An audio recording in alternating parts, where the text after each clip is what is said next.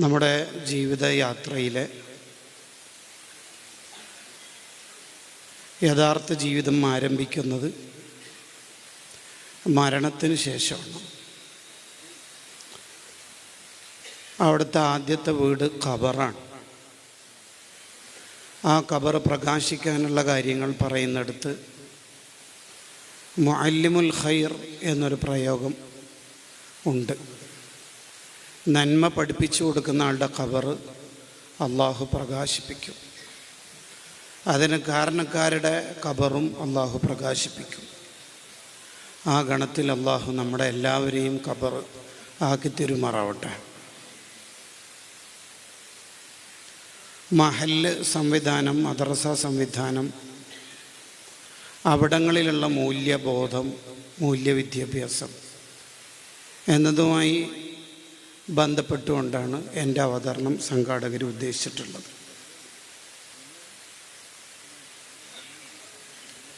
കെട്ടിടങ്ങളെ മിനുക്കുന്നതിനേക്കാൾ മനുഷ്യഹൃദയങ്ങളെ ശുദ്ധിയാക്കാനാണ് നമ്മുടെ സംവിധാനം ക്രമീകരിക്കേണ്ടത്. 3 കാര്യങ്ങളെയാണ് ഏറ്റവും പ്രധാനമായിട്ട് ഫോക്കസ് ചെയ്യേണ്ടത്. ഒന്ന്, നമ്മുടെ മഹല്ല് പരിധിയിലെ നമ്മുടെ നാട്ടിലെ ജനങ്ങളുടെ വിദ്യാഭ്യാസം. 2, അവരുടെ സ്വഭാവം.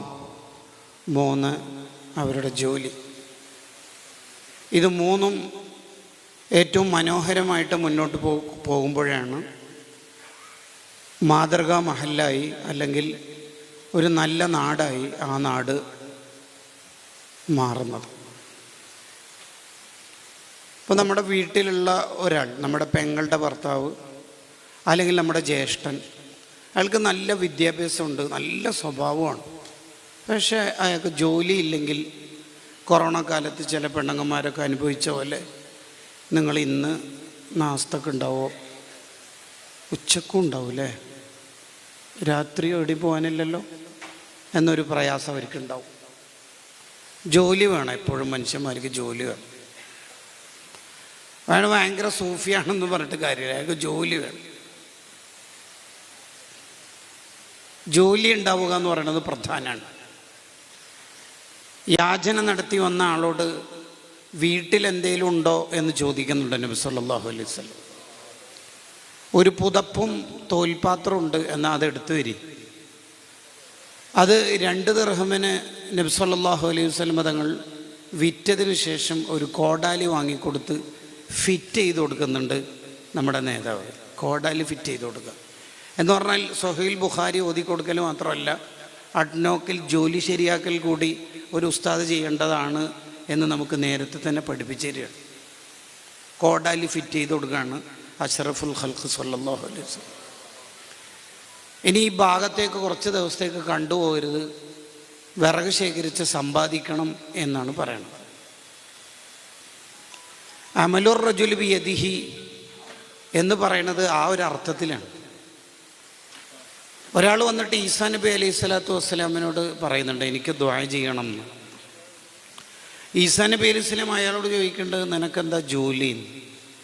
ഞാനിങ്ങനെ ഇബാദത്തും കാര്യമായിട്ട് നടക്കുകയാണ്. അങ്ങനെ ഉണ്ടാവും ചില ആൾക്കാർ, ഇബാദത്തും കാര്യമായിട്ട് നടക്കാൻ. അപ്പോൾ ഈ ഫുഡൊന്നും കഴിക്കുന്നില്ലേ? അത് ഞാൻ എൻ്റെ സഹോദരൻ ജോലിക്ക് കൊണ്ട്, മൂപ്പര് എന്തെങ്കിലുമൊക്കെ എനിക്ക് തരാതിരിക്കില്ല. അന്നേരം ഈസാ നബി അലൈഹി സ്വലാം ഇസ്ലാമിൻ്റെ ഒരു നിലപാട് പറയുന്നുണ്ട്, വഹുവ അഅബദു മിങ്ക, അയാളാണ് നിന്നേക്കാൾ നല്ല ഇബാദത്തുകാരൻ. അമ്മൽ മുഈലു ഫലാ യജൂസു ഖുഉദുഹു എന്നത് നമ്മൾ പഠിപ്പിക്കണം. അൻമക്സബിൽ ലിഅയാലിഹി മുതവക്കില. അപ്പോൾ എല്ലാവരും ജോലി ചെയ്യുന്നുണ്ട് നമ്മുടെ നാട്ടിൽ എന്നുള്ളത് തന്നെ വലിയൊരു മൂല്യമുള്ളൊരു കാര്യമാണ്. നമ്മൾ ചെയ്യുന്ന വലിയൊരു വിപ്ലവമാണ്. ഫ്രീ സമയം കിട്ടുമ്പോഴാണ് പലതും വേണ്ടാത്തരത്തിലേക്ക് പോകുന്നതും തോന്നുന്നതും. അപ്പോൾ നമ്മളെ കുട്ടികൾ ഏറ്റവും കൂടുതൽ തെറ്റ് ചെയ്യൽ എപ്പോഴാണ് എന്ന് ചോദിച്ചാൽ രാത്രിയാണ്. എന്താ കാരണം? രാത്രിയാണ് അവർക്ക് ഫ്രീ കൂടുതൽ കിട്ടുന്നത്. രണ്ടാമത്തൊരു കാര്യമാണ് അവരുടെ വിദ്യാഭ്യാസം ഉയർന്ന നിലവാരത്തിലേക്ക് എത്തിക്കണം എന്നുള്ളത്. ഗൾഫിലേക്ക് പോകുമ്പോൾ പൊരിച്ചതും കരിച്ചതും പെട്ടിയിൽ നടക്കുന്നതിന് പകരം കുറേ സർട്ടിഫിക്കറ്റും CV എടുത്തിട്ട് നമ്മുടെ മഹലിൽ ഓരോ കുട്ടിയും ഗൾഫിലേക്ക് പോകുന്നുണ്ടെങ്കിൽ പറക്കുന്ന സമയത്ത് അവൻ്റെ കയ്യിൽ ഉണ്ടാവേണ്ട വിദ്യാഭ്യാസ ക്വാളിറ്റി നമ്മുടെ കയ്യിൽ കൂടി ഉണ്ടാവണം. അതിന് മഹല്ല് കമ്മിറ്റിക്ക് സ്വപ്നമുണ്ടോ എന്ന് ഈ അന്തരീക്ഷം ചോദിക്കുന്നുണ്ട്. ഒരു 10 കൊല്ലം കഴിയുമ്പോഴേക്ക് PSC പാസ്സായ ഗവൺമെൻറ് ഉദ്യോഗാർത്ഥികൾ അല്ലെങ്കിൽ ഉദ്യോഗസ്ഥർ, അല്ലെങ്കിൽ ഡോക്ടേഴ്സ്, എൻജിനീയേഴ്സ്, മെഡിക്കലിലും മറ്റു മേഖലയിലും ഉള്ളവർ, CA CMAക്കാർ, നല്ല ആലിമീങ്ങൾ എൻ്റെ മഹല്ലിൽ ഉണ്ടാവണം എന്ന് എത്ര മഹല്ല് മാനേജ്മെൻറ്റിന് മദ്രസ സംവിധാനങ്ങൾ നടത്തി കൊണ്ടുപോകുന്നവർക്ക് സ്വപ്നമുണ്ട് എന്നുകൂടി ഈ ആംബിയൻസ് ചോദിക്കുന്നുണ്ട്. സത്യത്തിൽ നമ്മുടെ ഡ്യൂട്ടി അതല്ലേ ശരിക്കും പറഞ്ഞാൽ? ഇങ്ങനെയൊക്കെ സംവിധാനങ്ങൾ ഒരുക്കുമ്പോഴും അഹ്ലുസുഫത്തിന് ചേർത്ത് വെച്ചുകൊണ്ട് വിവരം കൊടുക്കുന്നത് എന്തുകൊണ്ടാണ്? അടുത്തൊരു തലമുറ ജീവിക്കേണ്ടത് അൽ ഇൽമു ഹയാത്തുൽ ഇസ്ലാം എന്നതുകൊണ്ടാണ്. ഈ പേരാമ്പ്ര ടൗണിൽ ഒരു മഹാത്മാവിൻ്റെ പ്രതിമ ഉണ്ടെന്ന് വിചാരിക്കുക, ഗാന്ധിജിയുടെ തന്നെ ആയിക്കോട്ടെ, ഇന്ന് 30 ആ പ്രതിമയുടെ തൊട്ടിപ്പുറത്ത് ഒരു കുട്ടി, LKGയിൽ പഠിക്കുന്ന ഒരു കുട്ടി സ്കൂൾ വാഹനം കാത്തിരിക്കുന്നു. ഒരു കാക്ക വന്നിട്ട് പറന്നു പോകുമ്പോൾ ഒരിടത്ത് ഇരുന്നിട്ട് കാഷ്ടിക്കണമെന്ന് തോന്നിയാൽ ഈ കുട്ടിയുടെ തലയിൽ ഇരിക്കൂല. എന്തുകൊണ്ട്? ഈ കുട്ടിക്ക് ജീവനുണ്ട്, അതാണ് കാരണം. ആ പ്രതിമയുടെ തലയിലേ ഇരിക്കുള്ളൂ. എന്താ കാരണം? ആ കാക്ക ഗോഡ്സെയുടെ കുടുംബക്കാരനായതുകൊണ്ടല്ല, പിന്നെന്താ? അത് ജീവനില്ല, അത്രയേ ഉള്ളൂ. അൽ ഇൽമു ഹയാത്തുൽ ഇസ്ലാം എന്ന് പറയുന്നത് വലിയൊരു ആശയമാണ്. ഈ ഗൾഫിലേക്ക് പോകുമ്പോൾ ചെല്ലിയ ബദർ മൗലിദ് ഖത്തറിന്ന് വരുമ്പോൾ ശിർക്കാവുന്നത് എന്തുകൊണ്ടാണ്? ആ കാഷ്ടം വരുന്നത് ഇവിടെ ഒരു വിവരം എന്ന് പറയുന്നൊരു ഒരു ഒരു ഒരു മൂല്യത്തിൻ്റെ കുറവാണ്. നബി സല്ലല്ലാഹു അലൈഹി വസല്ലമ തങ്ങൾ തൻ്റെ അനുയായികളെ ശരിപ്പെടുത്തുന്നത് വിവരങ്ങൾ നൽകിയിട്ടാണ്. യുഅല്ലിമുഹും വയുസക്കീഹിം, ശരിപ്പെടുത്തുന്നത് അങ്ങനെയാണ്. അപ്പോൾ നമ്മുടെ മഹല്ലിലുള്ള എല്ലാവരും, മദ്രസയിലെ കുട്ടികൾ മാത്രമൊന്നല്ല, അങ്ങനെ നമ്മൾ വിചാരിക്കരുത്. നമുക്ക് ഏറ്റവും വലിയ അബദ്ധം പറ്റുന്നത് 10 കഴിഞ്ഞിട്ട് +2 കഴിഞ്ഞിട്ട് പോകുന്ന കുട്ടികളുടെ ഭാവി ആലോചിക്കാത്തതുകൊണ്ടാണ്. നമ്മുടെ ഈ 1ാം ക്ലാസ് മുതൽ 10ാം ക്ലാസ് വരെ അല്ലെങ്കിൽ +2 വരെ പഠിക്കണ കാലത്ത് എന്ത് ചെയ്യുന്നു എന്ന അതേ പ്രാധാന്യം തന്നെ പാസ് ഔട്ടായിട്ട് പോകുന്ന കുട്ടികൾക്ക് നമ്മൾ എന്ത് കൊടുക്കുന്നു എന്നതിൽ കൂടിയുണ്ട്. അപ്പോൾ മഹല്ലിലെ എല്ലാവർക്കും നല്ല വിവരം ഉണ്ടാവണം. മൂന്നാമത്തെ ഒരു കാര്യമാണ് അവരുടെ സ്വഭാവ സംസ്കരണം എന്ന് പറയണം. നേരത്തെ പറഞ്ഞ പോലെ നമ്മൾ വീട്ടിലുള്ള ഒരാൾക്ക് നല്ല സ്വഭാവമാണ്, നല്ല വിദ്യാഭ്യാസമുണ്ട്, ജോലിയില്ലെങ്കിൽ അയാളെ വീട്ടുകാർ വെറുക്കണ പോലെ, അസ്വസ്ഥമാണോ പോലെ, അയാൾക്ക് നല്ല ജോലിയുണ്ട്, പക്ഷെ ആ ജോലി കുറച്ചുകൂടി പ്രൊമോഷൻ കിട്ടും അയാൾക്ക് ഡിഗ്രി സർട്ടിഫിക്കറ്റ് ഉണ്ടായിരുന്നെങ്കിൽ. അപ്പോഴാണ് വിദ്യാഭ്യാസത്തിൻ്റെ പ്രാധാന്യം മനസ്സിലാവുന്നത്. നിങ്ങൾ എല്ലാ കൊല്ലവും വിദേശത്ത് പോകാറില്ലേ? ഉണ്ട്. ഇക്കുറി പോകണില്ലേ? ഞാൻ 2 കൊല്ലമായിട്ട് പോകാറില്ല. എന്താ കാരണം? ഇപ്പോൾ കുവൈത്തിൽ വിസിറ്റിംഗ് സർട്ടിഫിക്കറ്റ്, വിസിറ്റിംഗ് വിസ കിട്ടണമെങ്കിൽ ഡിഗ്രി സർട്ടിഫിക്കറ്റ് വേണം. കണ്ടോ, അവിടെ ഒരു ബ്ലോക്ക് വരുന്നത് അതുകൊണ്ടാണ്. ഇതാണ് എൻ്റെ ഒരു കാരണം. ഇനി മൂന്നാമത്തത് ഈ സ്വഭാവം. ഒരാൾക്ക് നല്ല വിവരമുണ്ട്, നല്ല ജോലിയുണ്ട്, പക്ഷെ അയാളുടെ സ്വഭാവം തീരെ ശരിയില്ല. നാട്ടുകാരും വീട്ടുകാരും വെറുക്കും. അയാൾ വരുമ്പം തന്നെ അല്ല ഇന്ന് അയാൾ മീറ്റിങ്ങിന് ഉണ്ടല്ലേ, അയാൾ ഇല്ലയെന്ന് വിചാരിച്ചിട്ടാണ് ഇന്ന് വിളിച്ചത് എന്ന് പറയുന്നുണ്ട്. കേട്ടോ? അപ്പം ആ സ്വഭാവം, നാട്ടിലുള്ള മുഴുവൻ മനുഷ്യന്മാരുടെയും സ്വഭാവത്തെ നമ്മൾ ശരിപ്പെടുത്തുന്നു. ഇപ്പം ചിലർ പറയാറുണ്ട്, ഈ മീറ്റിങ്ങിലൊക്കെ ഇങ്ങനെ ചൂടാവുമ്പോൾ, എല്ലാ മോനിവിടെ വലിയ ഉസ്താമാരൊക്കെ ഇല്ലേ, നേതാക്കളൊക്കെ, നീ എന്ത് ഭയങ്കര ചൂടാണല്ലോ. എൻ്റെ സ്വഭാവം അങ്ങനെ ആയിപ്പോയി, ഞാൻ ജന്മനാ അങ്ങനെയാണ്. അങ്ങനെ പറ്റില്ല ശരിക്കും പറഞ്ഞാൽ. എന്ത് ജന്മനാ വൃത്തികെട്ട സ്വഭാവം ഉണ്ടെങ്കിലും നബി സല്ലല്ലാഹു അലൈഹി വസല്ലം തങ്ങൾ പറയുന്നുണ്ട്, ഹസ്സിനു അഖ്ലാഖക്കും, നിങ്ങളുടെ സ്വഭാവങ്ങൾ ശരിപ്പെടുത്തണം. ഈ ഹദീസിനെ ഇമാം ഗസാലി റഹിമഹുല്ലാഹ് അടിപൊളിയായി വിശദീകരിക്കുന്നുണ്ട്. എത്ര ജന്മനാ വൃത്തികെട്ട സ്വഭാവമാണെങ്കിലും ശരിപ്പെടുത്താൻ പറ്റും എന്നുള്ളത് ഈ ഹദീസ് തെളിവാണ്. കാരണം ഇസ്ലാമിൽ ഇമ്പോസിബിളായ ഒരു കാര്യം കൊണ്ട്, മുഹാലായ ഒരു കാര്യം കൊണ്ട് കീർത്തനം ഉണ്ടാവില്ല. നിങ്ങൾ സ്വഭാവം ശരിപ്പെടുത്തണം എന്ന് പറഞ്ഞാൽ എത്ര മോശം സ്വഭാവം ശരിയാക്കാൻ പറ്റും എന്നുള്ളതാണ് ഈ ഹദീസ് നമ്മളെ ബോധ്യപ്പെടുത്തുന്നത്.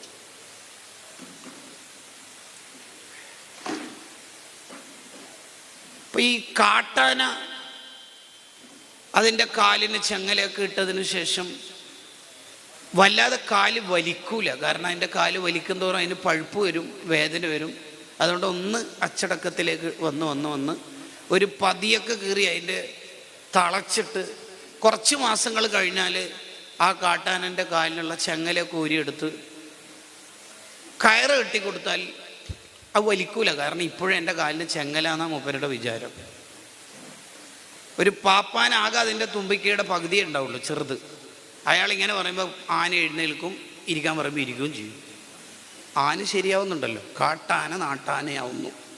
പുലി, സിംഹം, കടുവ എന്നൊക്കെ പറയണ വളരെ കടിച്ചു കീറുന്ന ജീവികളാണെങ്കിൽ തന്നെയും പരിശീലിപ്പിച്ച് സർക്കസിലേക്ക് കൊണ്ടുവരുമ്പോൾ ഒരു വളയം അതിൻ്റെ ഉള്ളിലൂടെ ജമ്പ് ചെയ്യുന്നു, സൈക്കിൾ ഓടിക്കുന്നു. കണ്ടോ, വാവാ സുരേഷ് പാമ്പിനെ നല്ല ആക്കുന്നുണ്ടല്ലോ. അപ്പോൾ ആന നന്നായി, പാമ്പ് നന്നായി, കടുവ നന്നായി, പുലി നന്നായി, സിംഹം നന്നായി. ഇനി ആകെ നമ്മളെ ബാക്കിയുള്ളൂ. അതാണ് ഖുർആൻ ജീവികളെ വെച്ചുകൊണ്ട് സത്യം ചെയ്തതിന് ശേഷം ഉടനെ പറഞ്ഞത് ഇന്നൽ ഇൻസാന ലി റബ്ബിഹി ലകനൂദ്. മനുഷ്യന്മാരെന്താ ഇങ്ങനെ? ഇതെവിടെയാണ് ഖുർആൻ കൊണ്ടുവരുന്നതെന്ന് അറിയാം. അതിരാവിലെ യുദ്ധത്തിന് പോകുന്ന കുതിരയെ തന്നെ സത്യം, കുളമ്പുകൾ പാറക്കിടിക്കുന്നു, യുദ്ധമുഖത്തേക്ക് എത്തുന്നു, ശത്രുക്കളുടെ ആക്രമണങ്ങൾ ഏറ്റുവാങ്ങുന്നു. അതൊന്നും വകവെക്കാതെ ഇന്നലെ പാതിരാക്ക് ഉറങ്ങിയതാണെങ്കിലും ഇന്ന് യജമാനൻ പറയുന്നതിനനുസരിച്ച് നേരത്തെ എഴുന്നേറ്റ് പടക്കളത്തിലേക്ക് പുറപ്പെടുന്നു. ഈ കുതിരകളെ സത്യം ചെയ്തതിന് ശേഷമാണ് ഖുർആൻ പറയണത് യജമാനൻ പറയുന്നത് കുതിര സ്വീകരിക്കുന്നുണ്ട്, പക്ഷെ ഇന്നൽ ഇൻസാന ലി റബ്ബിഹി ലകനൂദ്, യജമാനനായ ഞാൻ പറഞ്ഞത് എന്താ മനുഷ്യന്മാർ സ്വീകരിക്കാത്തത്? വളരെ മനോഹരമായിട്ടാണ് ഖുർആൻ ആയത്ത് അവിടെ ഫിറ്റ് ചെയ്തേക്കുന്നത്. ഹുസ്നുൽ ഖുൽഖി നിസ്ഫുദ്ദീൻ എന്നാണ്. അതുകൊണ്ടാണ് നബി സല്ലല്ലാഹു അലൈഹി വസല്ലം തങ്ങളോട് ഉപദേശം തേടി വന്ന കുറേ ഹദീസുകളിൽ നബി തങ്ങൾ ഈ സൽസ്വഭാവം ആഡ് ചെയ്യുന്നുണ്ടാവും. നബിയെ അധിക പേരും എങ്ങനെ സ്വർഗത്തിലെത്തും? അതിന് മറുപടി തഖ്വല്ലാ ഹുസ്നുൽ ഖുൽഖ്. നബിയെ എന്നെ ഒന്ന് ഉപദേശിക്കാവോ? ഇത്തഖില്ലാഹ ഹൈസുമാ കുന്ത വഖാലിഖിൻ നാസ ബിഖുലുഖിൻ ഹസൻ. ഇതെന്തിനാ രണ്ടും ഒന്നിച്ച് പറയണത്? അത് കുറേ ആൾക്ക് നല്ല ഇബാദത്ത് ഉണ്ടാവും, പക്ഷേ പേരും ചൂടനായിരിക്കും അയാൾ. ഞാൻ മദ്രസൻ്റെ വരാന്തയിലൂടെ നടന്നാൽ പിള്ളേർ മുട്ട് വിറക്കും എന്നൊക്കെ മൂപ്പരെന്നെ ഡയലോഗ് അടിക്കുകയും ചെയ്യും. സാധേ ഞാനൊക്കെ വീട്ടിൽ കയറിയാൽ ഭാര്യക്കും മക്കൾക്കെല്ലാം മരണപ്പേടിയാണ്. നിങ്ങളാലോചിച്ച് ഒരു പെരുമ്പാമ്പ് കയറിയാലും അങ്ങനെ തന്നെ. പെരുമ്പാമ്പൊന്നും കയറണ്ട, ഒരു ചേര കയറിയാൽ തന്നെ ഭയങ്കര പേടിയായിരിക്കും. നമ്മൾ തിരിച്ചാലോചിക്കുക, നബി സല്ലല്ലാഹു അലൈഹി വസല്ലം നിങ്ങൾ വീട്ടിൽ കയറിയാൽ എങ്ങനെയായിരിക്കും? മക്കം ഫത്തഹിൻ്റെ അന്ന് കുറെ കൂടി വളരെ പ്രൗഢിയിൽ വരേണ്ട ഒരു യാത്രയാണ് മക്കം ഫത്ത്. ജയിച്ചു കയറിയ ഒരു രാജാവിൻ്റെ ഫീലിങ്ങിലാണ് അന്ന് വരേണ്ടിയിരുന്നത്. അന്ന് തങ്ങൾ വരുമ്പോൾ 4 കുട്ടികൾ അപ്പുറപ്പുറത്തൊക്കെ തൂങ്ങിപ്പിടിച്ചിട്ടാണ് വന്നേക്കുന്നത്. അവിടുത്തെ മടിയിൽ 6 കുട്ടികൾ മൂത്രം ഒഴിച്ചിട്ടുണ്ടായിരുന്നു. 6 കുട്ടികളും സ്വന്തം മക്കളല്ല. നിങ്ങൾ ആലോചിച്ച് നോക്കി. കുട്ടികൾ ഷോൾഡറിൽ കയറി കളിക്കുമ്പോൾ നബി സല്ലല്ലാഹു അലൈഹി വസല്ലം തങ്ങളെ കണ്ട സ്വഹാബിമാർ പറയും നല്ല വണ്ടിയാണല്ലോ കുട്ടികൾക്ക് കിട്ടിയേക്കണത്. അന്നേരം തിരിച്ച് റസൂൽ പറയുന്നത് എന്താ? വണ്ടി മാത്രമൊന്നുമല്ല സൂപ്പർ, ഡ്രൈവറും പൊളി തന്നെയാണ്.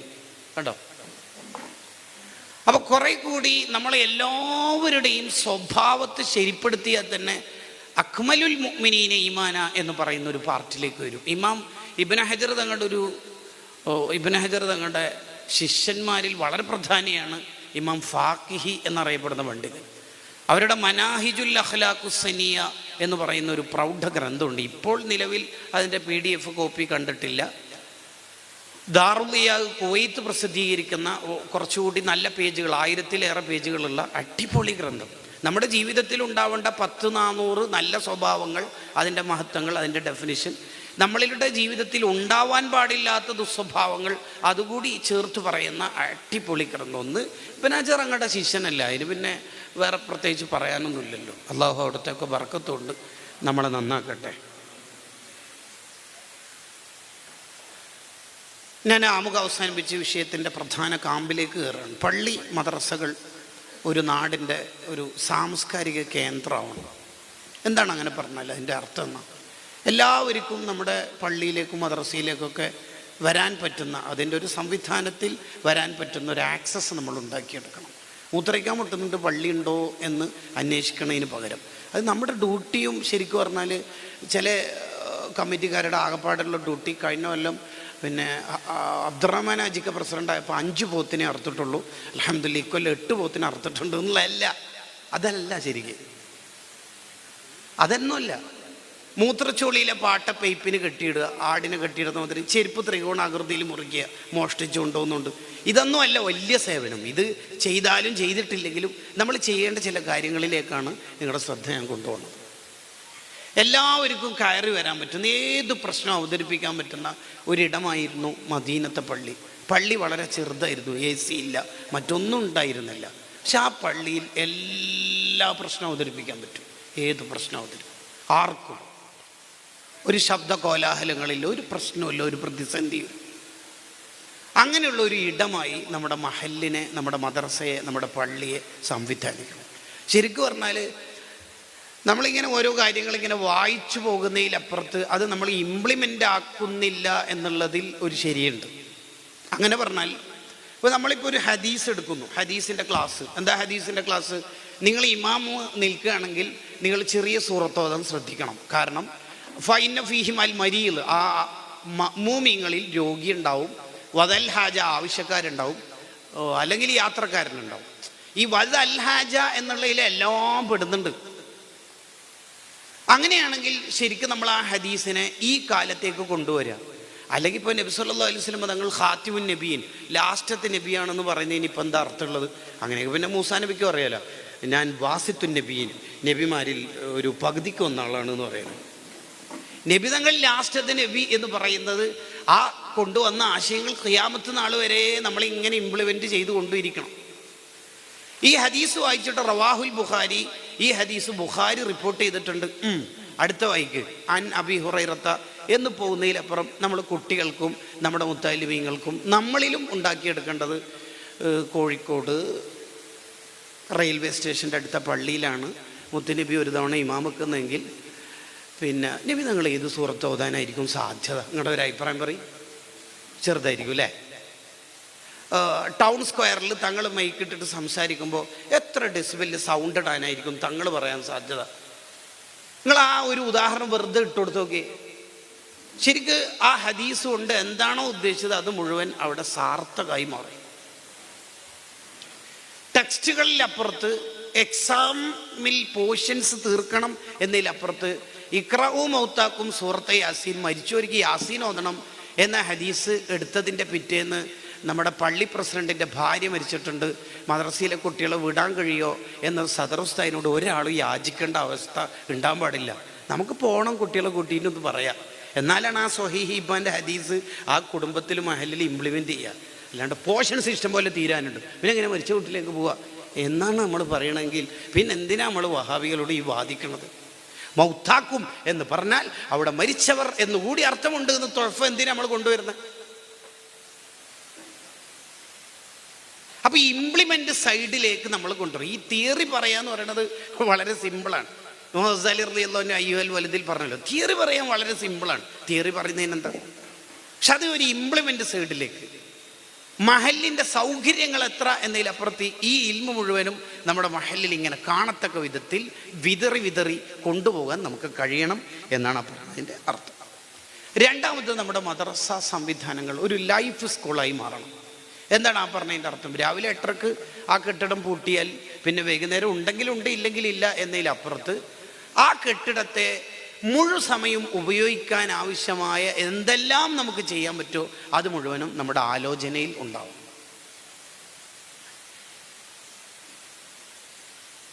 അതിൽ പ്രധാനമായിട്ട് ഒരു ഉദാഹരണത്തിന് വേണ്ടി പറയുന്ന ഒരാശയം രക്ഷിതാക്കൾ.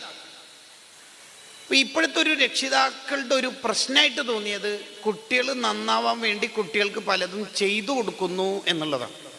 ഫീസ് GPay ചെയ്തിട്ടുണ്ട്, വണ്ടിയിൽ ഡ്രോപ്പ് ചെയ്തിട്ടുണ്ട്, വേണമെങ്കിൽ സ്കൂൾ മദ്രസ വിടുന്ന സമയത്ത് പിക്ക് ചെയ്യാം, നന്നാവലോൻ ചെയ്തോളണം, അത് നമ്മൾക്കിടക്ക് ഉണ്ടാവില്ല എന്നുള്ളിടത്തോളാണ് പുതിയ ഒരു ലിബറൽ ആലോചന എന്ന് പറയുന്നത്. അതുകൊണ്ടാണ് മദ്രസയിൽ കുട്ടികൾ ഹിജാബ് ഇടുന്ന പെൺകുട്ടികൾ സ്കൂളിൽ പോകുമ്പോൾ അതില്ല. ആ സംഭവം ഈ ഹിജാബിന് ഇപ്പം എന്താ താല്പര്യം? അത് ഏതുപോലെയെന്ന് വെച്ചാൽ വണ്ടി ജസ്റ്റ് ഒന്നിങ്ങനെ ഉരസി വേറൊരു കാറുമായിട്ട് അയാളുടെ തെറ്റാണ്. ഉടനെ തന്നെ അയാളോടൊന്ന് ചൂടാൻ വേണ്ടിയിട്ട് തൊപ്പി അഴിച്ചിട്ട് പേരും തെറി വയറ് നിറച്ചു കൊടുത്ത് ഇത് തിരിച്ചു വന്നിട്ട് തൊപ്പിയിട്ടിട്ട് ഒന്നിച്ചുള്ള ഡ്രൈവറോട് പറയാം, ചിലത് അങ്ങോട്ട് പറയണം, തൊപ്പിയിട്ടത് നടക്കൂല. അപ്പോൾ ഡ്രൈവർ തിരിച്ചു വയ്ക്കേണ്ട ഒറ്റ ചോദ്യമേ ഉള്ളൂ, നിങ്ങൾ ശരിക്കും എന്തിനാണ് തൊപ്പിയിടുന്നത്? ശരിക്കും നിങ്ങൾ എന്തിനാണ് തൊപ്പിയിടുന്നത്? എന്തിനാണ് അയച്ചതിൻ്റെ കാരണം ഉപരി പറഞ്ഞല്ലോ, അതാണ് ആ ചോദ്യമാണ് ശരിക്കും നമുക്ക് വേണ്ടത്. കുറേ ചോദ്യങ്ങളാണ് പലരെയും സൂഫിയാക്കളാക്കിയത്. ഹൽ റഅയ്തൻ നബിയ സല്ലല്ലാഹു അലൈഹി വസല്ലം, നിങ്ങൾ ഇതുവരെ റസൂലുള്ളാഹിനെ കണ്ടോ? ആ ചോദ്യമായിരുന്നു അബൂ യസീദുൽ ബിസ്താമിയെ റളിയല്ലാഹു അൻഹു വലിയ ഒരു ലോകത്തേക്ക് എത്തിച്ചത്. ചോദ്യങ്ങളുടെ പിന്നിൽ രൂപപ്പെട്ട മഹാന്മാരെ കുറിച്ച് മാത്രം വിവിധ രചനകളുണ്ട്. ഞാൻ ആ ഭാഗത്തേക്ക് പോകുകയല്ല. അപ്പം ഈ രക്ഷിതാക്കളെ നമുക്ക് എങ്ങനെ ഒരു ശരിയുടെ ലോകത്തേക്ക് കൊണ്ടുവരാം എന്ന് പറഞ്ഞാൽ, എന്നാലോചിച്ചാൽ ഇങ്ങനെ തോന്നുന്നു, രക്ഷിതാക്കൾ കൂടി നമ്മുടെ മദ്രസയിലെ സ്റ്റുഡൻസ് ആവുന്ന ചില സന്ദർഭങ്ങൾ ഉണ്ടാവും.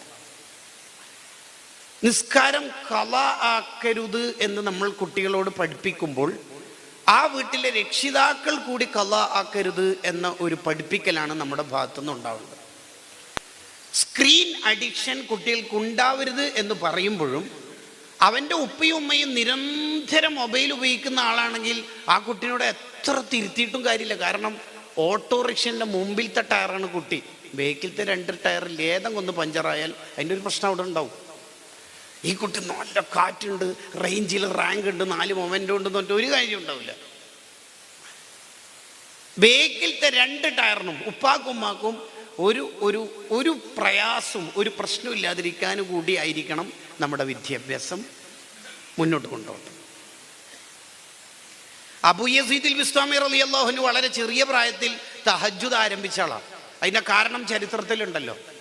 എപ്പോഴും രാവിലെ ഉണരുമ്പോൾ ഇടക്കിടക്ക് പാതിരാത്രി ഞെട്ടുന്ന സമയത്ത് വാപ്പ ഇങ്ങനെ തഹജ്ജുദ് നിസ്കരിക്കുന്നതാണ്. വാപ്പാനോട് ചോദിച്ചു, വാപ്പ എന്താ നിസ്കരിക്കണത്? തഹജ്ജുദ്. വാപ്പ എന്താ എന്നെ അതിന് വിളിക്കാത്തത്? മോനെ സുബീക്ക് വിളിക്കുന്നുണ്ടല്ലോ. വാപ്പാക്ക് തഹജ്ജുദും ഉണ്ട് സുബിയും ഉണ്ട്. ഈ കുട്ടികളല്ലേ, അങ്ങനെ എന്തായാലും പറയും. എനിക്ക് സുബി മാത്രം. അതെന്താ വാപ്പാക്ക് 2 എണ്ണം? അത് വാപ്പാക്ക് നരകം പേടിയായിട്ടാണ്. ശരി, അപ്പോൾ എന്നെ നരകത്തിലിടൂല, മോൻ ചെറുതല്ലേ. വാപ്പ ഈ നരകം എന്ന് പറഞ്ഞാൽ എന്താ? ഭയങ്കര തീയാണ്. അപ്പോൾ ഉമ്മ അടുപ്പിൽ തീ കത്തിക്കുമ്പോൾ വലിയ വിറക് വെക്കുന്നതിൻ്റെ ഇടയിൽ ഗ്യാപ്പിൽ ചെറുത് വെക്കുന്നതാണെന്നുണ്ടല്ലോ. അപ്പോൾ ചെറുതിനെയും നിന്നെ നാളെ മുതൽ തഹജ്ജുദിന് വിളിക്കാം അല്ലോ. അങ്ങനെയാണ് ആ മോനെ തഹജ്ജുദ് ആരംഭിച്ചത്. സമാനമായ ചരിത്രം അമ്മാവനിൽ നിന്ന് പഠിച്ചത് സഹിൽ ബിൻ അബ്ദുല്ലാഹി തുസ്തരി റളിയല്ലാഹു അൻഹുവിൻ്റേത് ഇഹ്യാ ഉലൂമുദ്ദീനിൽ പറയുന്നുണ്ട്. അപ്പോൾ പാരൻസ് കൂടി റെഡി ആവുക എന്നുള്ളതാണ് ഏറ്റവും പ്രധാനം. ഇന്നല്ലാഹ ലയഹ്ഫളു ബിർറജുലി സ്വാലിഹി വലദഹു വലദ വലദിഹി വൽ ഖറയത്തല്ലതി ഹുവ ഫീഹ എന്ന് മുഹമ്മദ് ബിൻ മുൻകദിർ റളിയല്ലാഹു അൻഹു പറയുന്നു. ഒരു വാപ്പ നന്നാവുമ്പോൾ, ഉമ്മ നന്നാവുമ്പോൾ അതിൻ്റെ ഒരു ഫലം, അതിൻ്റെ ഒരു റിസൾട്ട് കുട്ടികളിൽ തനിയേ ഉണ്ടാവും. വക്കാന അബൂഹുമാ സ്വാലിഹ എന്ന ആയത്ത് തെളിവാണ് തഫാസിറുകൾ വിശദീകരിക്കുന്നുണ്ട്. അപ്പോൾ നമ്മുടെ ഒരു കുട്ടിക്ക് നിസ്കാരത്തിൻ്റെ പ്രാധാന്യവും മറ്റു ഇബാദത്തിൻ്റെ ഗൗരവമൊക്കെ പഠിപ്പിക്കുമ്പോഴും ആ കുട്ടിയിലൂടെ ചെറിയ രീതിയിലും ഡയറക്റ്റായിട്ട് രക്ഷിതാക്കൾക്കും നമ്മൾ കൊടുക്കാൻ പറ്റണം. അപ്പോൾ മാസത്തിൽ ഒരു തവണ പിന്നെ എല്ലാവരുടെയും ഒരു സംഘം ഉണ്ടാവുന്നു. നേരെ ക്ലാസ് കൊടുക്കുന്നതിന് പകരം അവരോട് കൂടി ഡിസ്കസ് ചെയ്യുന്നു. നമ്മുടെ കുട്ടികളിൽ ഉണ്ടാവേണ്ട ഗുണങ്ങൾ എന്തൊക്കെയാണ് ഈ നിസ്കാരമൊക്കെ ആയിട്ട് ബന്ധപ്പെട്ട് നിങ്ങളൊരു അഭിപ്രായം എന്താ? അങ്ങനെയാണെങ്കിൽ നമുക്ക് 5A കുട്ടികളുടെ രക്ഷിതാക്കൾ 5Bയിൽ പോയിട്ട് ഡിവിഷൻ ഉണ്ടെങ്കിൽ എന്നുള്ള ഉദാഹരണം വെച്ച് പറയാം. ആ കുട്ടികൾക്ക് ഈ വാപ്പ അവിടുത്തെ കുട്ടികൾക്ക് പറഞ്ഞു കൊടുത്താലോ? അവരുകൂടി ടീച്ചേഴ്സ് ആവുന്നു, സ്റ്റുഡൻസ് ആവുന്നു. അത് വളരെ പ്രധാനപ്പെട്ട ഒരു പ്രക്രിയ. ചില തിരുത്തൽ ഡയറക്റ്റ് പറഞ്ഞ് തിരുത്തുന്നതിനേക്കാൾ റിസൾട്ട് ഉണ്ടാവും ഇൻഡയറക്റ്റ് പറഞ്ഞു കൊടുത്താൽ. ഉദാഹരണം പറഞ്ഞാൽ, പ്രായമുള്ള ഒരു മനുഷ്യൻ എടുക്കുന്ന വുളുവിൽ ചെറിയ അബദ്ധങ്ങൾ കണ്ടു ഹസൻ ഹുസൈൻ റളിയല്ലാഹു അൻഹുമ. പക്ഷെ അയാളോട് ഡയറക്റ്റ് പറഞ്ഞ് തിരുത്തുമ്പോൾ ഒരു സുഖക്കുറവുണ്ടാവും. ഈ 2 മഹാന്മാർ അവരെ സമീപിച്ചിട്ട് ചോദിച്ചു, നമ്മൾ 2 പേരും നിങ്ങളെ ഒന്ന് മുന്നിൽ നിന്ന് വുളു എടുക്കട്ടെ? നമ്മുടെ ആരുടെ വുളുവാണ് അടിപൊളി വുളു എന്നൊന്ന് ജഡ്ജ് ചെയ്യുമോ? അങ്ങനെയുണ്ട്. ചില ആൾക്കാർ ഭയങ്കര ചൊറ പിടിച്ച കേസാണെങ്കിൽ വേഗം ഉപദേശക സമിതിയിലിടും. അങ്ങനെ ഉണ്ടാവില്ല ചിലപ്പോൾ. ഉദാഹരണമാണ്, എല്ലാം എന്ന അർത്ഥത്തിലല്ല. ചിലപ്പം വേഗം വേറെന്തെങ്കിലും ഇംഗ്ലീഷ് പേരൊക്കെ ഇട്ടിട്ട് അയാളെ ലോക്കാക്കും. നിങ്ങളാണ് ഇൻഷാ അല്ലാഹ് എന്ന് പറഞ്ഞാൽ മൂപ്പര് തുടങ്ങിയാൽ നിർത്തൂല. അതാണ് അതിൻ്റെ ഒരു പ്രശ്നം. ഈ ഉദാഹരണം പോലും പറയണത് നമ്മളെ എഡിറ്റ് ഉണ്ടാവാനും വേണ്ടിയാണ് കേട്ടോ, വേറൊന്നും ഉദ്ദേശിച്ചിട്ടല്ല. അപ്പോൾ ഇയാളുടെ വുളു ശരിപ്പെടുത്താൻ വേണ്ടി ഈ രണ്ട് മഹാന്മാർ ഈ ഹിക്മത്ത് ഒപ്പിച്ച് രണ്ട് മഹാന്മാരും അവരുടെ ജീവിതത്തിലെ ഏറ്റവും മനോഹരമായ വുളു അവരുടെ മുന്നിൽ സമർപ്പിച്ചു. ഈ പ്രായമുള്ള മനുഷ്യൻ ഒറ്റ കരച്ചിൽ, എൻ്റെ വുളു കുറേ അബദ്ധങ്ങളുണ്ടെന്ന് നിങ്ങളെ ജഡ്ജ് ചെയ്തപ്പോൾ എനിക്ക് മനസ്സിലായി എന്ന് പറയുന്നുണ്ട്. ഈ സോഫ്റ്റായ തിരുത്തൽ വളരെ പ്രധാനമാണ്.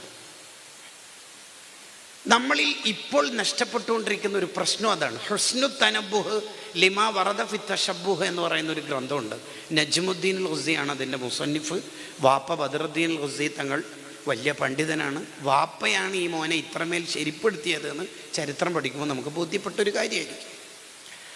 മഹാനവറുകളുടെ ഹുസ്നു തനബ്ബുഹ് PDF അവൈലബിൾ ആയ നല്ല ക്ലാരിറ്റിയുള്ള കോപ്പിയാണ്. നിരവധി വാള്യങ്ങളുണ്ട്. അടിപൊളി ഗ്രന്ഥമാണ്. ഒരു 100 കണക്കിന് കിതാബ് നോക്കുന്ന ഒരു ഫലം ആ ഒറ്റ കിതാബ് നോക്കിയാൽ നമുക്കൊക്കെ മനസ്സിലായിട്ടുണ്ടാവും. ആ കിതാബിൽ കാണാം, നമ്മൾ വളർത്തിയതിൻ്റെ ഓപ്പോസിറ്റായിട്ട് കുട്ടികൾ വളരുന്നു, മുടി നീണ്ടു വരുന്നുണ്ട്. അത് നമ്മുടെ മക്കളാവട്ടെ, നമ്മൾ പഠിപ്പിച്ചുകൊണ്ടിരിക്കുന്ന കുട്ടികളാവട്ടെ, ആ കുട്ടികളെ ശരിപ്പെടുത്തേണ്ട ഒരു രീതി വളരെ മനോഹരമായിട്ട് അതിൽ പറയുന്നു. നിങ്ങൾ കുറച്ചുകൂടി സോഫ്റ്റ് ആവുക.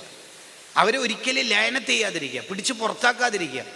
ഒരുപക്ഷെ നമ്മൾ പുറത്താക്കലിലൂടെ ആ കുട്ടിക്ക് നന്നാവാനുള്ള മുഴുവൻ വാതിലുകളായിരിക്കും അടയുന്നത്.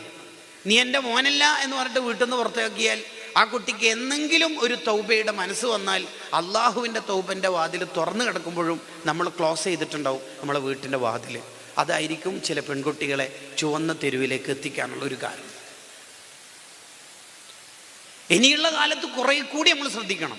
റഹിമല്ലാഹു വാലിദൻ ആന വലദഹു അലാ ബിർരിഹി എന്ന് ഹദീസിലുണ്ട്. എന്താണ് ആ പറയുന്നതിൻ്റെ അർത്ഥം? മക്കളെ അനുസരണ ഉള്ളവരാവാൻ വേണ്ടി അവരെ ഹെൽപ്പ് ചെയ്യുന്ന ഉപ്പാക്കുമാക്കും നീ റഹ്മത്ത് ചെയ്യട്ടെ എന്ന് നബി സല്ലല്ലാഹു അലൈഹി വസല്ലം തങ്ങൾ ദ്വാരക്കാണ്. എന്ന് പറഞ്ഞാൽ അവൻ ഫുട്ബോൾ കളിക്കാൻ ബൂട്ടൊക്കെ ഇട്ടിട്ട് റെഡി ആയിട്ട് ഇരിക്കുമ്പോൾ ഇപ്പം തക്കാളി വാങ്ങാൻ പീടികയിലേക്ക് പോകാൻ പറഞ്ഞാൽ ഓൻ പോകാൻ സാധ്യതയില്ല. അത് നമ്മൾ മുൻകൂട്ടി കണ്ടിട്ട് തക്കാളി വാങ്ങാൻ ഇപ്പം പറയാതിരിക്കുക. ആ പാരന്റിന്റെ ഒരു മനോഹാരിതകൾ ആലോചിച്ച് നോക്കിയേ. കണ്ടോ കണ്ടകള് ينبغي للوالدين أن يعينوا أولادهم على برهم خصوصا في هذه الأزمنة التي فشى فيها العاق. ഈ ഹദീസിന്റെ വ്യാഖ്യാനമാണത്.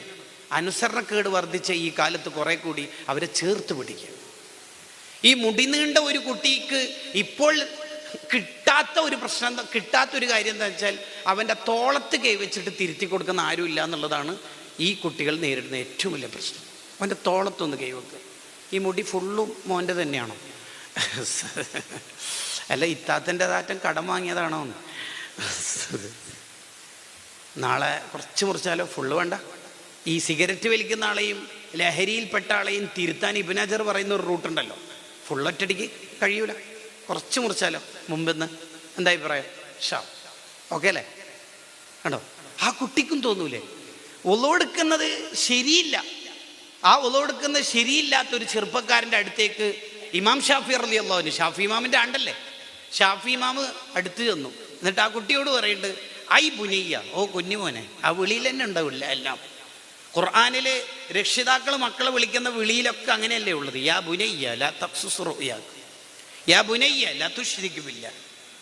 യാ ബുനയ്യ എന്ന വിളിയാണ്. കണ്ടോ, ഐ ബുനയ്യ, ഓ മോനെ. അപ്പോൾ ആ കുട്ടി നോക്കി, അഹ്സിനിൽ വുളുവ, മോനെ വുളു നന്നാക്കും മോനെ, എങ്കിൽ യുഹ്സിനുക്കല്ലാഹ്, മോനെ അള്ളാഹു നന്നാക്കും എന്ന് പറഞ്ഞാൽ അത്തരം ഫ്രീക്കന്മാർ മിക്കവാറും കേൾക്കളി നീ നന്നാവില്ല എന്ന് മാത്രമാണ്. ഷാഫി ഇമാം നന്നാവലിൻ്റെ വാതിൽ തുറന്നു കൊടുക്കുകയാണ്. യുഹ്സിനുക്കല്ലാഹ്, മോനെ അള്ളാഹു നന്നാക്കും. ആ കുട്ടി അടിപൊളിയായിട്ട് ഒള്ളെടുത്തു എന്ന് മാത്രമല്ല, ആ കുട്ടി ഒള്ളെടുത്തിട്ട് പിന്നെ ഷാഫി ഇമാമിനെ പരതി പള്ളിയിൽ കണ്ടെത്തിയിട്ട് അങ്ങോട്ട് പോയിട്ട് വളരെ വിനയത്തോടു കൂടി ഇരുന്നിട്ട് ചോദിക്കുന്നുണ്ട്, ഔസിനി എന്നൊന്ന് ഉപദേശിച്ച് നന്നാക്കി തരാം ഉസ്താദേ, എനിക്ക് നന്നാവണം എന്ന് പറഞ്ഞാൽ വളരെ സോഫ്റ്റ് ആയിട്ട് എന്നോ വീഡിയോ കോലായി എന്ന് കണ്ടതിൻ്റെ ഒരു പേരിൽ അസുഫ ദർസിന് ക്ഷണിക്കാതെ തന്നെ വന്നു എന്നാണ് അതിൻ്റെ വ്യാഖ്യാനം. ആരും കിട്ടുന്നൊന്നുമില്ല ഉസ്താദെ പിള്ളേരൊന്നും ക്ലാസ്സിന്. അതിന് നമ്മളെന്താ ചെയ്തത്? നമ്മൾ ചെയ്ത പരിപാടി എന്നാ? നമ്മൾ എന്ത് ചെയ്തു? അപ്പോൾ കുറേ കൂടി നമ്മുടെ ഒരു ഒരു ഒരു ഇടപെടലിൻ്റെ രീതി തന്നെ മനോഹരമാക്കുക എന്നുള്ളതാണ് ഏറ്റവും പ്രധാനം. നമുക്ക് കുറേ ട്രെയിനിങ് കിട്ടൽ തന്നെയാണ് ഏറ്റവും പ്രധാനം. അതാണ് പാരൻസിന് കൂടി പകർന്നു കൊടുക്കണം എന്ന് പറഞ്ഞതിൻ്റെ ഒരു താല്പര്യം. അപ്പം നമ്മൾ ഒന്നാമത്തെ ഒരു വിഷയം എന്ന് വെച്ചാൽ ഈ പറയുന്നതൊക്കെ ഞാൻ എങ്ങനെയെങ്കിലും എഴുതിയെടുത്തിട്ട് എവിടെങ്കിലൊക്കെ പറയണം എന്നതിലപ്പുറത്ത് ഞാനൊരു പാരൻ്റല്ലേ എന്ന് ആലോചിക്കാൻ കുറേ വൈകും. കാരണം അവൻ പ്രവർത്തിച്ചിട്ട് നമ്മൾ ഫയൽത്തൂലേക്ക് എത്താൻ കുറേ ടൈം എടുക്കുന്നുണ്ട്. നമ്മളിലേക്ക് ഇങ്ങനെ കൊണ്ടുവരിക, നമ്മളിലേക്ക്. ഞാനൊരു പാരൻ്റ് അല്ല ശരിക്കും. എന്നെ എൻ്റെ മകൻ കാണുന്നത് ഫോൺ ഉപയോഗിക്കുന്നതായിട്ടാണോ കൂടുതൽ? ചിലപ്പോൾ കിതാബ് PDF നോക്കുന്നതായിരിക്കാം, പക്ഷെ അവൻ കാണുന്നത് എന്താണ്? അല്ലാമ ബാഹ്റം റളിയല്ലാഹു അൻഹു പറയുന്നുണ്ടല്ലോ, ഞാൻ ചെറിയ പ്രായത്തിൽ തന്നെ യാസീൻ ഓതാൻ കാണാതെ പഠിച്ചു. അല്ല, അവസാനിപ്പിക്കണമെങ്കിൽ അങ്ങനെ പറഞ്ഞാൽ മതി.